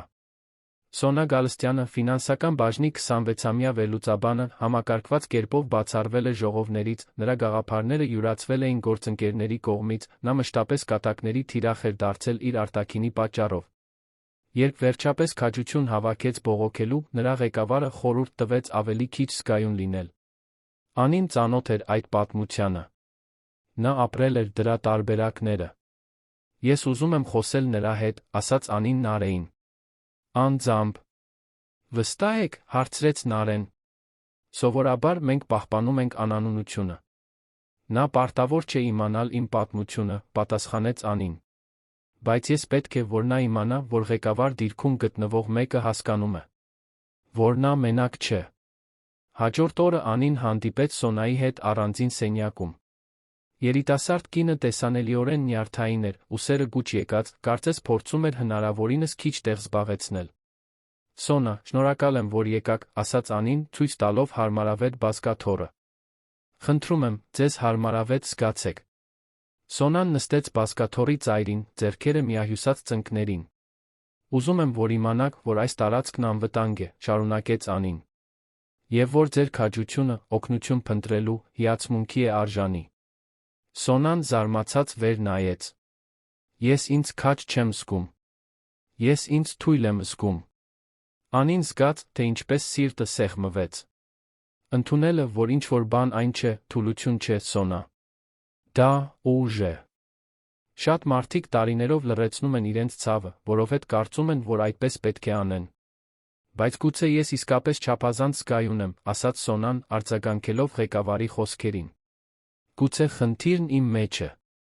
Անին թեթակի առաջ թեքվեց։ Կարող եմ ձեզ մի բան պատմել։ Մի քանի ամիս առաջ ես նմանատիպ իրավիճակի միջով եմ անցել։ Ինձ սաբոտաժի են ենթարկել, մեկուսացրել, նվաստացրել։ Եվ ես նույնպես մտածում էի, որ խնդիրն իմ մեջ է։ Որ իմ մեջ մի բան կա, որն արդարացնում է այն վերաբերմունքը, որը ստանում էի։ Սոնայի աչքերը լայն բացվեցին, ակնհայտորեն չսպասելով այդ բացահայտմանը։ Բայց դա ճիշտ չէր, շարունակեց Անին։ Եվ դա ճիշտ չէ ձեր դեպքում։ Խնդիրը երբեք զոհը չէ։ Այն միշտ նա է, ով ընտրում է վիրավորել։ Առաջին անգամ Անին տեսավ, թե ինչպես Սոնայի պաշտպանական պատերը սկսեցին փլուզվել։ Արցունքներ հայտնվեցին նրա աչքերում։ Ես պարզապես ուզում էի խաղաղ աշխատել, ասաց Սոնան խեղդված ձայնով։ Իմ աշխատանքը լավ անել։ Ինչու պետք է դա այդքան դժվար լինի։ Չպետք է լինի, պատասխանեց Անին։ Եվ մենք կանենք ամեն ինչ, որպեսզի փոխենք դա։ Հաջորդ շաբաթների ընթացքում Անին անձամբ հետեց մի քանի դեպքերի։ Յուրաքանչյուր պատմություն ամրապնդում էր նրա համոզմունքը, որ այդ ծրագիրը նույնքան կարևոր է, որքան ցանկացած միլիոնավոր դրամի պայմանագիր, որը նա կնքեր։ Բայց դա նա հուզականորեն հյուծում էր նրան։ Ուրիշների ցավը գրելը, նույնիսկ իմանալով, որ օգնում է, իր ծանրությունն ուներ։ Վահեն նկատեց։ Իհարկե, նկատեց։ Մի հատկապես դժվար օր, թունավոր միջավայրի պատճառով ամեն ինչից հրաժարվելու մասին մտածող աշխատակցուհու հետ հատկապես ծանր հանդիպումից հետո Անին բարձրացավ վերնահար։ Նրան օդ էր պետք, տարածք, լռություն։ Նա գտավ Վահեին իր սենյակում, աշխատելիս։ Նա բարձրացրեց աչքերը, երբ նա մտավ, անմիջապես վեր կացավ։ Անի, ինչ է պատահել։ Նա չպատասխանեց։ Պարզապես քայլեց դեպի պատուհանը, կանգնեց այնտեղ, նայելով քաղաքին։ Վահեն մոտեցավ, կանգնելով նրա կողքին։ Խոսիր ինձ հետ։ Շատ բան է, վերջապես ասաց նա։ Շատ ցավ։ Յուրաքանչյուր պատմություն, որ լսում եմ, յուրաքանչյուր մարդ, որին տեսնում եմ տառապելիս, կարծես նորից եմ ապրում ամեն ինչ։ Վահեն մի պահ լուռ մնաց։ Դու պարտավոր չես դա մենակ գրել, Անի։ Նա շրջվեց դեպի նա։ Բայց ես պետք է ինչ-որ բան անեմ։ Չեմ կարող պարզապես անտեսել։ Եվ չես անտեսում, ասաց Վահեն։ Դու անում ես ավելին, քան շատերը երբեք անեին։ Բայց դու նա պետք է հոգ տանես քո մասին։ Նա վարանեց, կարծես ինչ-որ բան էր որոշում։ Արի ինձ հետ։ Որ։ Վստահիր ինձ։ Անին հետեց նրան դեպի մի մասնավոր վերելակ, որը նա երբեք չէր օգտագործել։ Վահեն կոտ մուտքագրեց, վերելակը սկսեց բարձրանալ։ Երբ դռները բացվեցին, Անին հայտնվեց մի տարածքում, որն ակնհայտորեն արտրային շենքի մաս չէր։ Դա բնակարան էր։ Ավելի ճիշտ, բնակելի վերնահարկ շենքի գագաթին։ Սա ձեր բնակարանն է, հարցրեց Անին զարմացած։ Այո, պատասխանեց Վահեն։ Երբեմն այստեղ եմ մնում, երբ գրասենյակում իրավիճակը շատ է լարվում։ Տարածքը զարմանալիորեն հարմարավետ էր։ Ի տարբերություն գրասենյակի կորպորատիվ մինիմալիզմի, այստեղ անձնական շոշափումներ կային։ Գրքեր դարակներում, մի քանի լուսանկար, բույսեր։ Ինչու ինձ այստեղ բերեցիք, հարցրեց Անին։ Որովհետև քեզ պետք է մի վայր, որտեղ կարող ես պարզապես լինել, առանց դեր խաղալու, առանց անընդհատ ուժեղ լինելու։ Նա քայլեց դեպի խոհանոց, սկսեց թեյ պատրաստել։ Անին դիտում էր, դեռս փորձելով հասկանալ, որ գտնվում է այնտեղ, Վահեի այդ անձնական տարածքում։ Երբ թեյը պատրաստ եղավ, նրանք նստեցին հարմարավետ բազմոցին պատուհանի մոտ։ Այնտեղից տեսարանն ավելի տպավորիչ էր, քան գրասենյակից։ Կարող եմ ձեզ մի հարց տալ, ասաց Անին մի քանի րոպե լռությունից հետո։ Միշտ։ Ինչու եք այդքան զուսպ։ Ինչու ոչ ոք իսկապես չի ճանաչում, թե ով եք դուք։ Վահեն նայեց իր ձեռքի բաժակին։ Երբ ստանձնեցի Արքսիսը, 28 տարեկան էի։ Չափազանց երիտասարդ, շատերի կարծիքով։ Ես պետք է ամեն օր ապացուցեի իմ կարողությունները։ Եվ սովորեցի, որ խոցելիություն ցուցաբերելը դիտվում էր որպես թուլություն։ Անին դա հասկանում էր ավելի լավ, քան որևէ մեկը։ Այսպիսով, ես պատեր կառուցեցի, շարունակեց Վահեն։ Դարձա հեռավոր, սառը, անհասանելի գլխավոր տնօրեն։ Այդպես ավելի հեշտ էր։ Ավելի անվտանգ։ Եվ դա միայնակ էր, մեղմորեն հարցրեց Անին։ Շատ, խոստովանեց նա։ Բայց չգիտեի, թե ինչպես այլ կերպ լինել։ Մինչ դուք։ Անին զգաց, թե ինչպես սիրտը սկսեց արագ բաբախել։ Ես։ Վահեն ուղիղ նայեց նրան։ Դուք ինձ հիշեցրիք, որ հնարավոր է լինել ուժեղ, առանց սառը լինելու։ Որ արժանապատվությունը հեռավորություն չի պահանջում։ Որ կա ղեկավարելու մի ձ ազնվությամբ մարդկայնությամբ։ Նա դադար տվեց։ Դուք ինձ ստիպեցիք ցանկանալ քանդել պատերը։ Անին չգիտեր ինչ ասել։ Վահեի խոսքերը նրան հուզում էին խորը, խոցելի մակարդակում։ Վահե, սկսեց նա, բայց նա շարունակեց։ Ես գիտեմ, որ դու վախենում ես, Անի։ Գիտեմ, որ վախենում ես, որ զգացմունքները կբարդացնեն ամեն ինչ։ Բայց ես պետք է, որ մի բան հասկանաս։ Նա մոտեցավ, քնքշորեն բռնելով նրա ձեռքը։ Այն, ինչ ես զգում եմ քո նկատմամբ, բարդություն չէ։ Դա պարզություն է։ Տարիներ շարունակ առաջին անգամ է, որ ես ինձ իսկապես կենդանի եմ զգում։ Իսկապես ներկա։ Անին զգում էր, որ արցունքներ են հավաքվում։ Ինչո՞վ։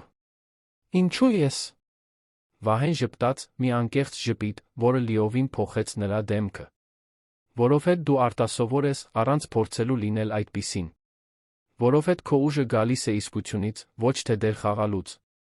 Որովհետև դու ինձ տեսնում ես ոչ թե որպես գլխավոր տնօրեն, այլ որպես Վահե։ Պարզապես Վահե։ Եվ դա բավարար է, հարցրեց Անին ցածր ձայնով։ Դա ավելին է, քան բավարար։ Դա ամեն ինչ է։ Առաջին անգամ Անին թույլ տվեց իրեն իսկապես նայել Վահեին ոչ թե որպես իր ղեկավար, ոչ թե որպես իր գործընկեր, այլ որպես տղամարդ։ Եվ այն, ինչ տեսավ, նրան վախեցրեց գրավեց հավասարապես։ Ես վախենում եմ, խոստովանեց նա։ Վախենում եմ կորցնել այն ամենը, ինչ նվաճել եմ։ Վախենում եմ, թե ինչ կասեն մարդիկ։ Վախենում եմ բավարար չլինելուց։ Վահեն քնքշորեն շոյեց նրա դեմքը։ Դու միշտ էլ բավարար ես եղել, Անի։ Աշխարհն էր, որ պատրաստ չէր քեզ ճանաչելու։ Ես չգիտեմ ինչպես անել դա, շշնջաց նա։ Չգիտեմ ինչպես հավասարակշռել այն, ինչ զգում եմ նրա հետ, ինչ գիտեմ, որ խելամիտ է։ Այդ դեպքում մի հավասարակշռիր, ասաց Վահեն։ Պարզապես զգա։ Պարզապես եղիր։ Եվ այդ պահին Անիի մեջ ինչ-որ բան վերջապես զիջեց։ Պաշտպանական պատերը, որ նա կառուցել էր, վախը, որը նրան կատվածահար էր անում, ամեն ինչ սկսեց փլուզվել։ Նա առաջ թեքվեց, Վահեն ընդառաջեց շարժմանը։ Համբույրը սկզբում մեղմ էր, վարանոտ, կարծես երկուսն էլ ստուգում էին այդ պահի իրականությունը։ Բայց հետո այն խորացավ, լի զսպված ողջ ցանկությամբ, ամիսների դիմադրության ընթացքում կուտակված ողջ լարվածությամբ։ Երբ նրանք բաժանվեցին, երկուսն էլ դժվարությամբ էին շնչում։ Սա փոխում է ամեն ինչ, ասաց Անին։ Գիտեմ, պատասխանեց Վահեն։ Եվ ես պատրաստ եմ դիմակայել այն ամենին, ինչ կգա։ Բայց ես վախենում եմ, խոստովանեց Անին։ Ես էլ, խոստովանեց Վահեն։ Բայց ես ավելի շատ եմ վախենում քեզ կորցնելուց վախկոտության պատճառով, քան ցանկացած հետանքի դիմակայելուց քաջության համար։ Նրանք մնացին այնտեղ, գրկախառնված, մինչ գիշերն իջնում էր երանի վրա։ Նրանք խոստումներ չտվեցին։ Ապագան չպլանավորեցին։ Պարզապես գոյություն ունեին այդ պահին, թույլ տալով իրենց զգալ առանց սահմանափակումների։ Հաջորդ շաբաթների ընթացքում Անին Վահեն սկսեցին նուրբ պար։ Հրապարակավ նրանք պահպանում էին խիստ պրոֆեսիոնալությունը։ Ժողովներում նրանք իրավասու գործընկերներ էին։ Միջանցքներում նրանք պահպանում էին պատշաճ հեռավորություն։ Բայց անձնական պահերին, Վահեի վերնահարկում աշխատանքից հետո կամ զուսպ հանգստյան օրերին, նրանք թույլ էին տալիս իրենց լինել պարզապես Անի Վահե։ Երկու մարդ, որոնք փորձում էին կողմնորոշվել բարդ զգացմունքների մեջ, բարդ հանգամանքներում։ Անին բացահայտեց Վահեի այնպիսի շերտեր, որոնք ոչ ոք չգիտեր։ Նրա սերը դասական արվեստի նկատմամբ։ Նրա սերը խոհարարության նկատմամբ, որով նա զբաղվում էր որպես հանգստանալու միջոց։ Նրա անվստահությունները ընկերության ժառանգությանը համապատասխանելու վերաբերյալ։ Վահեն իր հերթին ճանաչեց Անին փայլուն պրոֆեսիոնալից այն կողմ։ Նրա նվիրվածությունը մարզում ապրող ընտանիքին։ Նրա երազանքները մի օր կարողանալ հատուցել այն ամենը, ինչ իր ծնողները զոհաբերել էին իր համար։ Նրա ամենախորը վախերը երբեք իսկապես չընդունվելու մասին։ Օգոստոսին կարևոր կորպորատիվ ընթրիք կար։ Գալա երեկո, կիսամյակի արդյունքները նշելու համար։ Անին ներկայացավ մենակ, ինչպես միշտ։ Վահեն նույնպես։ Բայց նրանց աչքերը հանդիպում էին դահլիճի մյուս ծայրից, լուր զրույցներ տեղի ունենում գողացված հայացքներով։ Զարմանալիորեն, Արմինեն էր, որ որոշակի պահի մոտեցավ Անիին։ Դուք փոխվել եք, ասաց նա։ Ավելի թեթև, ինչ-որ կերպ։ Անին թեթակի ժպտաց։ Գուցե պարզապես ավելի հարմարավետ եմ նրա հետ, ով ես եմ։ Արմինեն նայեց Վահեին դահլիճի մյուս ծայրում։ Նա նայում է ձեզ, գիտեք։ Երբ կարծում է, որ ոչ ոք ուշադրություն չի դարձնում։ Անին զգաց, թե ինչպես սիրտը սկսեց արագ բաբախել։ Երի ձեզ է թվում։ Արմինեն գլուխը թափ տվեց։ Ոչ։ Եվ ի դեպ, կարծում եմ, որ դուք արժանի եք երջանիկ լինելու։ Այն ամենից հետո, ինչի միջով անցել եք, արժանի եք դրան ավելիին։ Արմինեի խոսքերի անկեղծությունը զարմացրեց Անիին։ Շնորհակալ եմ։ Պարզապես, վարանեց Արմինեն, զգույշ եղեք։ Ոչ թե որովհետև կարծում եմ, որ ինչ-որ բան սխալ է, այլ որովհետև գիտեմ, թե որքան դաժան կարող են լինել մարդիկ։ Անին գլխով արեց, շնորհակալ լինելով անկեղծ նախազգուշացման համար։ Ավելի ուշ այդ գիշեր, միջոցառումից հետո Անին Վահեն հանդիպեցին նրա վերնահարկում, ինչպես զուսպ պլանավորել էին։ Բոլորը գիտեն, ասաց Անին, թեթացած հանելով բարձրակրուն կոշիկները։ Կամ գոնե կասկածում են։ Գիտեմ, պատասխանեց Վահեն, երկուսի համար էլ գինի լցնելով։ Հարցն այն է, դա քեզ համար կարո՞ր է։ Անին ընդունեց բաժակը, գնաց դեպի պատուհանը։ Կարո՞ր է այն առումով, որ չեմ ուզում, որ իմ աշխատանքը նվաստացվի, որ իմ արժանինքները կասկածի տակ դրվեն։ Եվ դրվել են, հարցրեց Վահեն մոտենալով։ Ոչ թվերով, խոստովանեց Անին։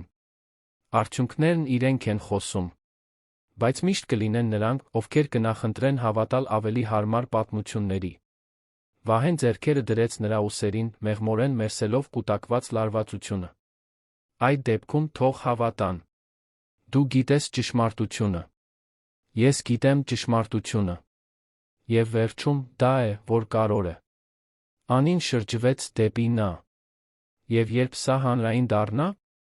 երբ այլս չկարողանանք պահպանել այս բաժանումը պրոֆեսիոնալի անձնականի միջ, այդ դեպքում միասին կդիմակայենք, վճռականորեն ասաց Վահեն։ Որպես հավասարներ։ Որպես գործընկերներ բոլոր առումներով։ Դուք շատ վստահ եք, ասաց Անին տխուր ժպիտով։ Ինչպես կարող եք այդքան վստահ լինել։ Վահեն նրա դեմքը բռնեց ձեռքերի մեջ։ Որովհետև իմ կյանքում առաջին անգամ ես գտել եմ մի բան, որն ավելի կարևոր է, քան ընկերությունը։ Ավելի կարևոր, քան իմիջը կամ արարողակարգը։ Ես գտել եմ քեզ։ Խոսքերը պարզ էին, բայց լի հուզական ծանրությամբ, որը Անին զգում էր, որ արձագանքում է իր էության յուրաքանչյուր մանրաթելում։ Ես սիրում եմ քեզ, ասաց Վահեն, դա շքեղ հայտարարություն չէր։ Դա մի բանի հանգիստ հաստատում էր, որը պարզապես ճշմարտություն էր։ Անին փակեց աչքերը, թույլ տալով, որ խոսքերը պարուրեն իրեն։ Ես էլ եմ քեզ սիրում, շշնջաց նա։ Եվ դա ինձ սարսափեցնում է։ Ինչո՞վ։ Որովհետև ես այնքան բան ունեմ կորցնելու։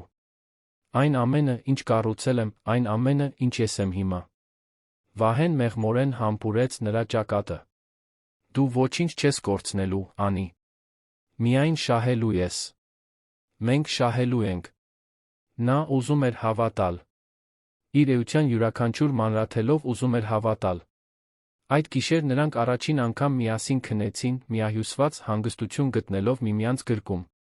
Բայց իրականությունը Անին գիտեր, վերջիվերջո ավելին կպահանջեր, քան գողացված պահերն ու կիսված գաղտնիքները։ Շուտով նրանք պետք է որոշեին։ Շարունակել թաքնվել, թե հրապարակավ ստանձնել։ Եվ ցանկացած ընտրություն կբերեր հետանքներ, որոնք կփոխեին ամեն ինչ։ Սեպտեմբերը բերեց որոշումներ, որոնք այլս չէին կարող հետաձգվել։ Երկուշաբթի առավոտը բացվեց Երանի վրա անսովոր կապույտ երկնքով։ Անին Վահեի վերնահարկում էր, դեռ նախորդ օրվա հագուստով։ Նրանք ամբողջ կիրակին այնտեղ էին անցկացրել, խոսելով ապագայի այն որոշումների մասին, որոնք պետք է կայացնեին, այն մասին, թե ինչ կնշանակեր հրապարակավ ստանձնել հարաբերությունները։ Մենք պետք է խոսենք խորհրդի հետ, ասաց Վահեն, երկուսի համար էլ սուրճ լցնելով։ Այլս չենք կարող հետաձգել։ Անին գիտեր, որ նա ճիշտ է։ Լուրերն ուժեղացել էին։ Մարդիկ խոսում էին, ենթադրություններ անում։ Ժամանակի հարց էր, մինչ ինչ-որ մեկը որոշեր ենթադրությունները վերածել պաշտոնական մեղադրանքների։ Երբ, հարցրեց Անին։ Այսօր, պատասխանեց Վահեն։ Ես այսօր կեսօրին արտահերթ նիստ կհրավիրեմ։ Անիի սիրտը սկսեց արագ բաբախել։ Այդքան արագ։ Վահեն մոտեցավ, բռնելով նրա ձեռքերը։ Որքան շատ սպասենք, այնքան ավելի վատ կլինի։ Մենք պետք է վերահսկենք պատմությունը։ Իսկ եթե նրանք պահանջեն ձեր հրաժարականը, հարցրեց Անին, բարձրաձայնելով այն վախը, որը տանջում էր իրեն։ Իսկ եթե դա օգտագործեն ձեր դեմ։ Այդ դեպքում թող օգտագործեն, վճռականորեն ասաց Վահեն։ Բայց ես քեզանից չեմ հրաժարվելու։ Ես չեմ ձացնելու, թե այն, ինչ մենք զգում ենք, գոյություն չունի հանգստացնելու համար մարդկանց, ովքեր նախընտրում են արտաքին տեսքը ճշմարտությունից։ Անին խորը շունչ քաշեց։ Լավ։ Եկեք անենք դա։ Ժամը 14-ին Անին մտավ խորհրդի սենյակ Վահեի կողքին։ Բոլոր խորհրդի անդամներն արդեն ներկա էին, այդ թվում Արթուրը Գայանեն, որոնք զարմանքով նայեցին նրանց համատեղ մուտքին։ Վահեն զբաղեցրեց իր տեղը սեղանի գլխին, Անին նստեց նրա կողքին, ոչ թե որպես զեկուցողի սովորական դիրքում, այլ որպես հավասար։ Շնորհակալ եմ բոլորիդ, այսքան կարճ ժամանակում ներկայանալու համար, սկսեց Վահեն։ Ես հրավիրել եմ այս նիստը, որովհետև Անին ես կարևոր բան ունենք հաղորդելու։ Սենյակում լարված լռություն էր։ Բոլորն ակնհայտորեն սպասում էին դրան, բայց հաստատումը դեռս ազդեցություն ունեցավ։ Ինչպես բոլորդ հավանաբար արդեն կասկածում եք, շարունակեց Վահեն, Անին ես զարգացրել ենք հարաբերություններ, որոնք դուրս են պրոֆեսիոնալից։ Մենք միասին ենք։ Եվ մենք այսօր այստեղ ենք, դա պաշտոնապես հանրային դարձնելու համար։ Գայանեն առաջինը խոսեց։ Վահե, դուք հասկանում եք դրա հետանքները։ Կորպորատիվ էթիկայի հարցերը, որոնք սա բարձրացնում է։ Լիովին հասկանում եմ, պատասխանեց Վահեն։ Եվ հենց դրա համար էլ մենք թափանցիկ ենք։ Անին իմ գործընկերն է, այո։ Բայց դրանից առաջ նա բացառիկ պրոֆեսիոնալ է, որի արդյունքներն անվիճելի են։ Բայց ակնհայտ շահերի բախում կա, վիճեց Արթուրը։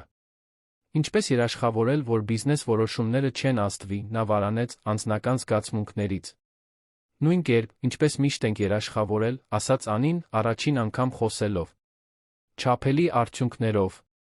Թափանցիկությամբ։ Էթիկայով։ Նա բացեց իր նոութբուքը, տվյալներ ցուցադրեց էկրանին։ Այն պահից, երբ ես ստանձնեցի նորարարական ռազմավարության բաժինը, թվերն այսպիսին են. 300% աճ շահութաբերության մեջ։ 5 միջազգային պայմանագիր կնքված։ Աջակցության ծրագիր, որն արդեն օգնել է 23 աշխատակցի փոխում է ընկերության մշակույթը։ Անին դադար տվեց, նայելով խորհրդի յուրաքանչյուր անդամին։ Այս արդյունքները ձեռք չեն բերվել հովանավորչության շնորհիվ։ Դրանք ձեռք են բերվել քրտնաջան աշխատանքի, խելացի ռազմավարության իրավասության շնորհիվ։ Եթե ուզում եք կասկածի տակ դնել իմ անձնական հարաբերությունները Վահեի հետ, լավ։ Բայց մի կասկածեք իմ պրոֆեսիոնալիզմը։ Հաջորդած լռությունը տարբերվում էր նախորդից։ Դրա մեջ հարգանք կար։ Ռուբեն Մելիքյանն էր, խորհրդի անդամ, որը մինչ այդ լուռ էր մնացել, որ խոսեց։ Կարծում եմ, որ բոլորս այստեղ պետք է մի բան ընդունենք։ Անին ոչ միայն ապացուցեց իր արժեքը, այլ այս ընկերությունը բարձրացրեց մի մակարդակի, որին մենք տարիներով չէինք հասել։ Դա հիմա կասկածի տակ դնելը, մեղմ ասած, կեղծավորություն կլիներ։ Գայանեն հոգոց հանեց։ Ռուբենը ճիշտ է։ Բայց մենք դեռ պետք է արձանագրություններ սահմանենք։ Երաշխիքներ, որ կորպորատիվ կառավարումը կպահպանվի։ Լիովին համաձայն եմ, ասաց Վահեն։ Առաջարկում եմ ստեղծել անկախ հանձնաժողով, որը կվերահսկի որոշումները, որտեղ կարող է լինել շահերի պոտենցիալ բախում։ Անին ես կզեկուցենք այդ հանձնաժողովին, երբ անհրաժեշտ լինի։ Արթուրը ուղղեց ակնոցը, մտածկոտ։ Դա խելամիտ լուծում է։ Քննարկումը շարունակվեց 1 ժամ։ Սահմանվեցին արձանագրություններ, ստեղծվեցին երաշխիքներ, որոշվեցին պատասխանատվության ոլորտներ։ Վերջում խորհուրդը քվեարկեց։ Մեծամասնությամբ նրանք հաստատեցին Անի շարունակությունը պաշտոնում, առաջարկված թափանցիկության միջոցառումներով։ Երբ նիստն ավարտվեց, Անին զգաց, կարծես մի հսկայական բեռ էր հանվել իր ուսերից։ Վերնահարկում, ավելի ուշ այդ գիշեր, նա Վահեն զուսպ տոնեցին։ Այնքան սարսափելի չէր, որքան մտածում էի, խոստովանեց Անին, ընդունելով գինու բաժակը։ Որովհետև դու փայլուն էիր, ասաց Վահեն։ Հստակ ցույց տվեցիր, որ պաշտպանության կարիք չունես։ Որ դու կանգնած ես քո սեփական արժանինքների վրա։ Անին ժպտաց։ Լավագույնից եմ սովորել։ Լուրն արագ տարածվեց ընկերությունում։ Հաջորդ օրը Անին եկավ, պատրաստ տարբեր արձագանքների։ Եվ դրանք եկան։ Որոշ աշխատակիցներ անկեղծորեն շնորհավորեցին նրան։ Մյուսները շեղեցին հայացքը, ակնհայտորեն չհավանելով։ Բայց մեծամասնությունը պարզապես շարունակեց աշխատանքը, որովհետև արդյունքներն ավելի բարձր էին խոսում, քան ցանկացած բամբասանք։ Արմինեն էր, որ ճաշ կազմակերպեց բաժնի աշխատակցուհիների հետ։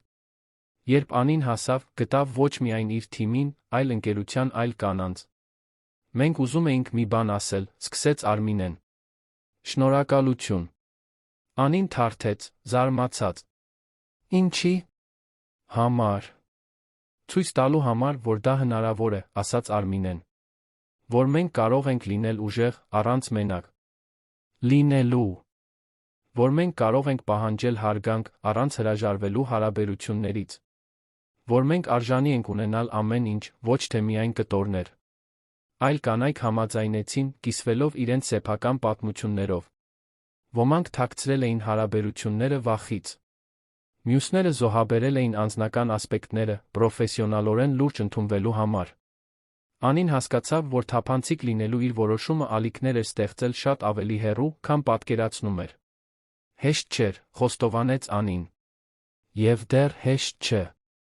Բայց ես սովորեցի, որ մեր էության մասերը թաքցնելը երբեք լուծում չէ։ Դա պարզապես մեզ ստիպում է զգալ ոչ ամբողջական։ Այդ պահին Անին զգաց, որ նվաճել է մի բան, որն ավելի մեծ է, քան ցանկացած պաշտոն կամ պայմանագիր։ Նա նվաճել էր իսկություն։ Եվ դա անելով տարածք էր ստեղծել, որպեսզի ուրիշները նույնպես կարողանան իսկական լինել։ Հոկտեմբերին աջակցության ծրագիրն ընդլայնվեց։ Այն, ինչ սկսվել էր որպես Arxis Group-ի ներքին նախաձեռնություն, գրավեց մասնագիտացված լրատվամիջոցների ուշադրությունը։ Անին հրավիրեցին դասախոսությունների, հարցազրույցների, կորպորատիվ բազմազանության ներառականության վերաբերյալ միջոցառումների։ Վահեն աջակցում էր նրան յուրաքանչյուր քայլում, բայց միշտ հոգ տանելով, որ նա փայլի իր սեփական լույսով։ Նա հասկանում էր, որ Անին պետք չէր ինքը, բացառիկ լինելու համար։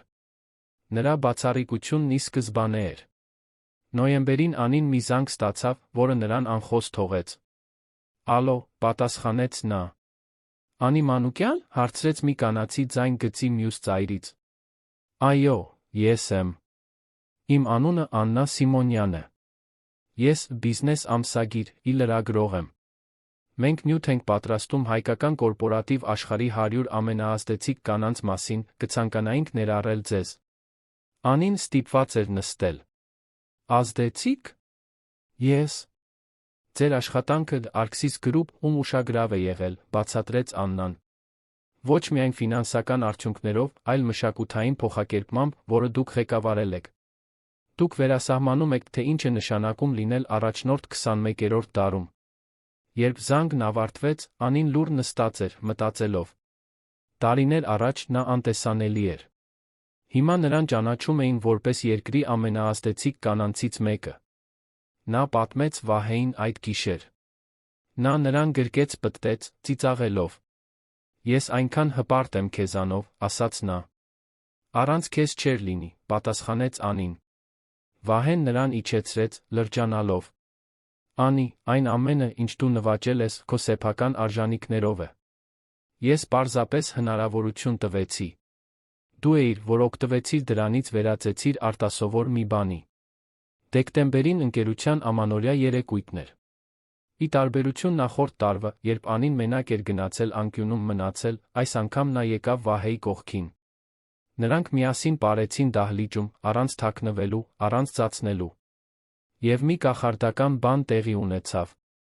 Մարդիկ չէին նայում սկանդալով կամ չհավանելով։ Նայում էին բնականությամբ։ Ընդունելով։ Անին հասկացավ, որ ինչ-որ կերպ իր քաջությունը, իսկական լինելու, նորմալացրել էր մի բան, որը նախկինում անհնարին էր թվում։ Առաջնորդները կարող էին մարդկային լինել։ Կարող էին հարաբերություններ ունենալ։ Կարող էին ամբողջական լինել։ Բարի ընթացքում Վահեն շշնջաց նրա ականջին։ Հիշում ես, երբ հարցրի քեզ, թե ինչու դու։ Անին գլխով արեց։ Հիմա բոլորը գիտեն, ասաց նա։ Որովհետև դու արտասովոր ես։ Եվ աշխարհը վերջապես ուշադրություն է դարձնում։ Հաջորդ տարվա հունվարին Անին պաշտոնապես ճանաչվեց հանրային արարողության ժամանակ որպես երկրի 100 ամենաազդեցիկ կանանցից մեկը։ Նրա ծնողները մարզից եկել էին արարողությանը, հպարտության արցունքներն աչքերին։ Հանդիսատեսի շարքերում Վահեն դիտում էր, անկեղծ հպարտությամբ ծափահարելով։ Նրա կողքին Նարեն էր, որը նույնպես առաջխաղացում էր ստացել այժմ ղեկավարում էր աջակցության ծրագիրը, որը մոդել էր դարձել այլ ընկերությունների համար։ Երբ Անին բարձրացավ բեմ մրցանակը ստանալու իր ելույթն ասելու, նա նայեց հանդիսատեսին, տեսավ դեմքեր, որոնք ներկայացնում էին իր ճանապարհը։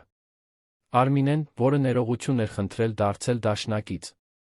Սոնան, երիտասարդ կինը, որին նա աջակցել էր, որն այժմ ծաղկում էր իր կարիերայում։ Իր ծնողները, որոնք ներկայացնում էին, թե որտեղից է եկել։ Վահեն, որը ներկայացնում էր այն, ինչ կառուցել էր։ Ես ուզում եմ շնորհակալություն հայտնել, սկսեց Անին, բայց ոչ թե ճանաչման կամ մրցանակների համար։ Ես ուզում եմ շնորհակալություն հայտնել բոլոր այն մարդկանց, ովքեր խավարի պահերին ընտրեցին լույս վառել։ Նա դադար տվեց, հուզված։ 1 տարի առաջ ես անտեսանելի էի։ Ոչ թե որովհետ իրավասություն չունեի, այլ որովհետ գտնվում էի մի միջավայրում, որը նախընտրում էր անտեսել, քան ճանաչել։ Եվ դա կարող էր ինձ ոչնչացնել։ Բայց չոչնչացրեց։ Անին ուղիղ նայեց Վահեին։ Որովհետ ինչ-որ մեկն ընտրեց տեսնել։ Ինչ-որ մեկն ընտրեց ռիսկի դիմել։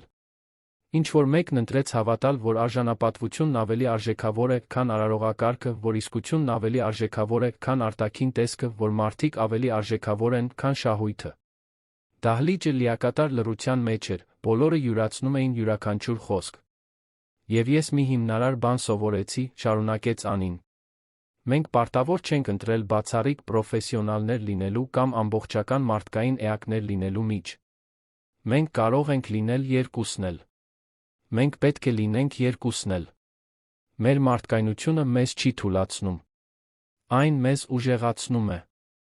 Երբ նա իջավ բեմից, նրան դիմավորեցին ոտնկայս ծափահարություններով։ Վահեն սպասում էր նրան, նա գնաց ուղիղ նրա գիրկը, չմտածելով, թե ով է տեսնում, ինչ են մտածում։ Այդ գիշեր տուն վերադառնալիս, իրենց ընդհանուր մեքենայում, Անին պատուհանից նայեց լուսավորված երանին։ Ինչի՞ մասին ես մտածում, հարցրեց Վահեն, բռնելով նրա ձեռքը։ Որ 1 տարի առաջ ամեն ինչ կտայի տեսանելի լինելու համար, պատասխանեց Անին։ Հիմա հասկանում եմ, որ երբեք պետք չէր, որ բոլորը տեսնեին։ Պարզապես պետք էր, որ տեսնեին նրանք, ովքեր իսկապես կարող են։ Նա նայեց նրան։ Եվ հատկապես, պետք էր սովորել ինքս ինձ տեսնել։ Ճանաչել իմ սեփական արժեքը, անկախ արտաքին վավերացումից։ Վահեն նրա ձեռքը տարավ շուրթերին, մեղմորեն համբուրելով։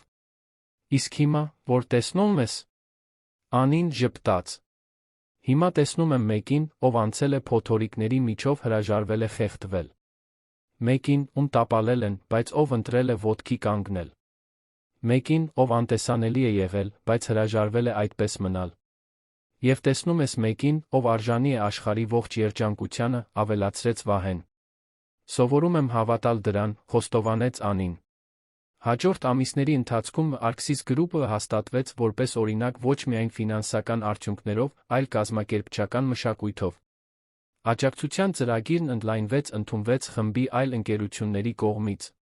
Անին դարձավ պահանջված խորհրդատու, օգնելով այլ կազմակերպությունների փոխակերպել իրենց մշակույթները։ Վահեն Անին շարունակեցին միասին ղեկավարել, հաղթահարելով մարտահրավերները նույն իսկությամբ, որը նրանց հասցրել էր այստեղ։ Եղան դժվար պահեր, քննարկումներ, թե ինչպես հավասարակշռել անձնական պրոֆեսիոնալ կյանքը, բարդ որոշումներ, որոնք պետք է կայացնեին։ Բայց նրանք ամեն ինչի դիմակայեցին կողք կողքի, ինչպես խոստացել էին։ Մարտին, Փարիզ գործուղման ժամանակ, Վահեն Անին տարավ հատուկ ընթրիքի։ Նրանք Էյֆելյան աշտարակի գագաթին էին, լույսերի քաղաքը տարածվում էր նրանց ներքում, որպես հնարավորությունների ծով։ Անի, սկսեց Վահեն, բռնելով նրա ձեռքը։ 2 տարի առաջ ես առաջին անգամ տեսա քեզ այդ մրցույթի ժամանակ։ Այն ժամանակ չգիտեի, բայց իմ կյանքը փոխվեց այդ պահին։ Դու ինձ ցույց տվեցիր, որ ուժն ու քնքշությունը կարող են գոյակցել։ Որ ղեկավարությունն ու մարդկայնությունը հակադրություններ չեն։ Որ հնարավոր է կայսրություն կառուցել, առանց հոգին կորցնելու։ Նա ծնկի իջավ, գրպանից հանելով փոքրիկ տուփ։ Անին ձեռքը տարավ բերանին, արցունքներն արդեն հավաքվում էին աչքերում։ Ես քեզ չեմ խնդրում լինել իմ կինը, որովհետ քո կարիքն ունեմ, ասաց Վահեն։ Ես խնդրում եմ, որովհետ ես ընտրում եմ քեզ։ Ամեն օր, բոլոր հանգամանքներում։ Դու ինձ կդարձնես աշխարհի ամենաերջանիկ մարդը, եթե համաձայնես կյանքիդ մնացած մասն անցկացնել իմ կողքին։ Անին նույնիսկ չկարողացավ խոսել։ Պարզապես գլխով արեց, արցունքներն ազատ հոսում էին, շշնջաց մի այո լի այն ողջ սիրով, որ զգում էր։ Երբ նրանք վերադարձան Հայաստան, նշանված լուրն ընդունվեց անկեղծ տոնակատարությամբ նրանց կողմից, ովքեր կարող էին։ Իհարկե, եղան ոմանք, ովքեր մեկնաբանեցին արագության, բարդությունների մասին։ Բայց Անին Վահեն արդեն սովորել էին, որ չեն կարող ապրել ուրիշների կարծիքների համար։ Հունիսին Անին հրավիրեցին Երանի պետական համալսարանի ավարտական դասախոսությունը կարդալու։ Նայելով երիտասարդ սպասումներով լի դեմքերին, նա տեսավ իր իսկ արտացոլանքները տարիներ առաջ։ Դուք շատ բաներ կլսեք, ասաց Անին շրջանավարտներին։ Կլսեք, որ պետք է ընտրեք հաջողակ լինելու կամ երջանիկ լինելու միջ։ Հարգված լինելու կամ սիրված լինելու միջ։ Ուժեղ լինելու կամ խոցելի լինելու միջ։ Նա դադար տվեց, նայելով Վահեին հանդիսատեսի շարքերում։ Ես այստեղ եմ ասելու, որ դրանք կեղծ ընտրություններ են։ Մենք ունակ ենք բազմություններ պարունակելու, բարդ ամբողջական լինելու, հարգանք պահանջելու, առանց հրաժարվելու մարդկայնությունից, բացառիկ պրոֆեսիոնալներ իսկական մարդիկ լինելու։ Նա մատնանշեց իր սեփական ուղին։ Ես անտեսանելի եմ եղել։ Ինձ սաբոտաժի են ենթարկել։ Ինձ նվաստացրել են։ Բայց ես նա դիմացկուն եմ եղել։ Ես քաջ եմ եղել։ Ես իսկական եմ եղել։ Եվ հենց այդ իսկությունն է, որ վերջում բացում է բոլոր ճանապարհները։ Երբ նա ավարտեց, ծափահարությունները հսկայական էին։ Բայց այն, ինչ խորապես հուզեց Անիին տեսնելն էր, թե ինչպես են երիտասարդ կանայք մոտենում հետո, կիսվելով իրենց սեփական պատմություններով մեկուսացման, պայքարի, հույսի մասին։ Յուրաքանչյուր պատմություն նրան հիշեցնում էր, թե ինչու էր ամեն ինչ արժեր։ Յուրաքանչյուր դեմք հայելի էր նրա, ինչ ինքն էր ապրել։ Սեպտեմբերին Անին Վահեն ամուսնացան մտերմիկ արարողությամբ մի ֆերմայում, Անիի մեծացած քաղաքի մոտ։ Դա պարզ էր, իսկական, կատարյալ։ Երբ նրանք երթումներ փոխանակեցին, դրանք ավանդական խոսքեր չէին։ Դրանք իրենց ստեղծած խոստումներն էին, որոնք արտացոլում էին, թե ովքեր էին իրենք։ Ես խոստանում եմ տեսնել քեզ, ասաց Վահեն։ Միշտ։ Քո ուժի խոցելիության պահերին։ Խոստանում եմ լինել քո գործընկերը, ոչ թե քո պաշտպանը։ Քո խարիսխը, ոչ թե քո բանդը։ Անին, արցունքներն աչքերին, պատասխանեց. Ես խոստանում եմ չթաքնվել։ Խոստանում եմ թույլ տալ քեզ ներս, նույնիսկ երբ վախն ասի չանել դա։ Խոստանում եմ կառուցել քեզ հետ, ոչ թե քո ստվերում։ Կողք կողքի, միշտ։ Երբ նրանք համբուրվեցին, կնքելով խոստումները, բոլոր ներկաները գիտեին, որ ականատես են լինում հազվագյուտ մի բանի։ Ոչ միայն հարսանիքի, այլ երկու հոգու միության, որոնք ընտրել էին քաջությունը վախի փոխարեն, իսկությունը հարմարավետության։ Հաջորդած խնջույքը ոչ միայն նրանց սիրո, այլ այն ամենի տոնակատարությունն էր, ինչ նրանք հաղթահարել էին այստեղ հասնելու համար։ Նարեն հարսնաքույրն էր, Արմինեի հետ միասին, խորհրդանիշ, թե ինչպես կարող են հարաբերությունները փոխակերպվել։ Վալս պարելիս Անին շշնջաց Վահեին. Շնորհակալ եմ։ Ինչի՞։ Համար, հարցրեց նա։ Ինձ տեսնելու համար, երբ ես անտեսանելի էի։ Ինձ ծածկելու համար, երբ ես բաց էի։ Ինձ ընտրելու համար, երբ ավելի հեշտ էր չանել դա։ Վահեն նրան ավելի մոտ քաշեց։ Միշտ դու ես եղել, Անի։ Առաջին իսկ պահից։ Միշտ դու։ Հաջորդ տարի Անին գիրք հրատարակեց, պատմելով իր պատմությունը։ Ոչ թե սնափառությունից, այլ որովհետև հասկացավ, որ իր ճանապարհը կարող է ոգեշնչել ուրիշներին։ Գիրքը դարձավ ֆենոմեն, հասնելով բեսթսելերների ցուցակներին, առաջացնելով կարևոր խոսակցություններ բարոյական ոտնձգության, կորպորատիվ մշակույթի հզորացման մասին։ Երբ նա դասախոսություններ էր կարդում գրքի մասին, Անին միշտ ընդգծում էր նույն կետը. Ինձ չեն փրկել։ Ինձ ճանաչել են։ Հսկայական տարբերություն կա։ Փրկությունը ենթադրում է, որ դու մենակ չէիր կարողանա, բացատրում էր նա։ Ճանաչումն այն է, երբ ինչ-որ մեկը տեսնում է այն արժեքը, որը միշտ եղել է այնտեղ, տարածք է ստեղծում, որպեսզի այն ծաղկի։ Վահեն, ներկա լինելով այդ դասախոսություններից շատերին, միշտ հուզվում էր, լսելով նրան։ Որովհետև գիտեր, որ Անին ճիշտ է։ Նա նրան չէր փրկել։ Նա պարզապես հեռացրել էր այն խոչընդոտները, որոնք խանգարում էին, որ ուրիշները տեսնեն նրան։ Այդ ճակատագրական օրվանից 5 տարի անց կոնֆերանս դահլիճում Անին նայում էր իր ուղուն հպարտության երախտագիտության խառնուրդով։ Արքսիս գրուպը լիովին փոխակերպվել էր։ Աջակցության ծրագիրն այժմ կրկնօրինակվում էր ամբողջ երկրի ընկերություններում։ Նա Վահեն միասին ղեկավարում էին, բայց յուրաքանչյուրն իր տարածքով, իր ինքնավարությամբ, իր փայլով։ Նրանք ունեցան դուստր Սոֆիային, որը ուրախություն նոր իմաստներ բերեց ամեն ինչին։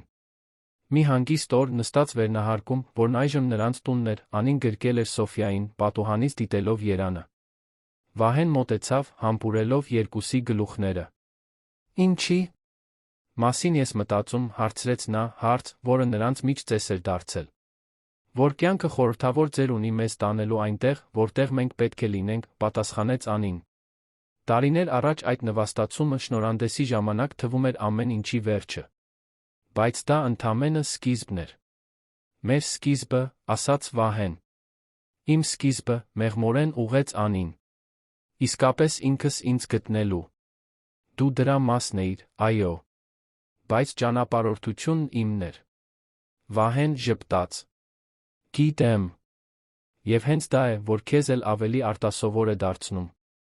Անին նայեց իր գրկում քնած դստերը և մտածեց այն ամենի մասին, ինչ այդ փոքրիկ կյանքը ներկայացնում էր։ Հույս, ապագա, մի աշխարհի հնարավորություն, որտեղ պետք չի լինի այդքան շատ պայքարել տեսանելի լինելու համար։ Մենք ավելի լավ աշխարհ կստեղծենք նրա համար, ասաց Անին։ Մենք կստեղծենք, համաձայնեց Վահեն։ Միասին։ Եվ մինչ Արը մայր էր մտնում երանի վրա, երկինքը ներկելով նարնջագույն վարդագույն երանգներով, Անի Մանուկյանը բացարձակ վստահությամբ գիտեր, որ գտել է իր տեղը։ Ոչ թե մի տեղ, որը նրան տրվել էր, այլ մի տեղ, որը նա կառուցել էր։ Արժանապատվությամբ, քաջությամբ, իսկությամբ։ Մի տեղ, որը միշտ իրենն էր եղել իրավամբ։ Եվ վերջապես, նա այն զբաղեցնում էր ամբողջությամբ։ Սիրելի ունկնդիրներ, հուսով ենք, որ Անիի Վահեի պատմությունը հուզեց ձեր սրտերը։ Եթե դուք հուզվեցիք հաղթահարման, արժանապատվության իսկական սիրո այս ճանապարհորդությունից, դրեք ձեր հավանումը, բաժանորդագրվեք ալիքին մեկնաբանություններում պատմեք, թե ինչն է ձեզ ամենաշատը տպավորել։ Ամեն օր մենք բերում ենք այսպիսի ինտենսիվ պատմություններ, որոնք բացահայտում են մարդկային հոգու ամենախորը կողմը, ցույց տալով, որ ուժն իսկության մեջ է, որ մենք բոլորս արժանի ենք տեսանելի լինելու նրա համար, ինչ իսկապես ենք։ Սպասում ենք ձեզ հաջորդ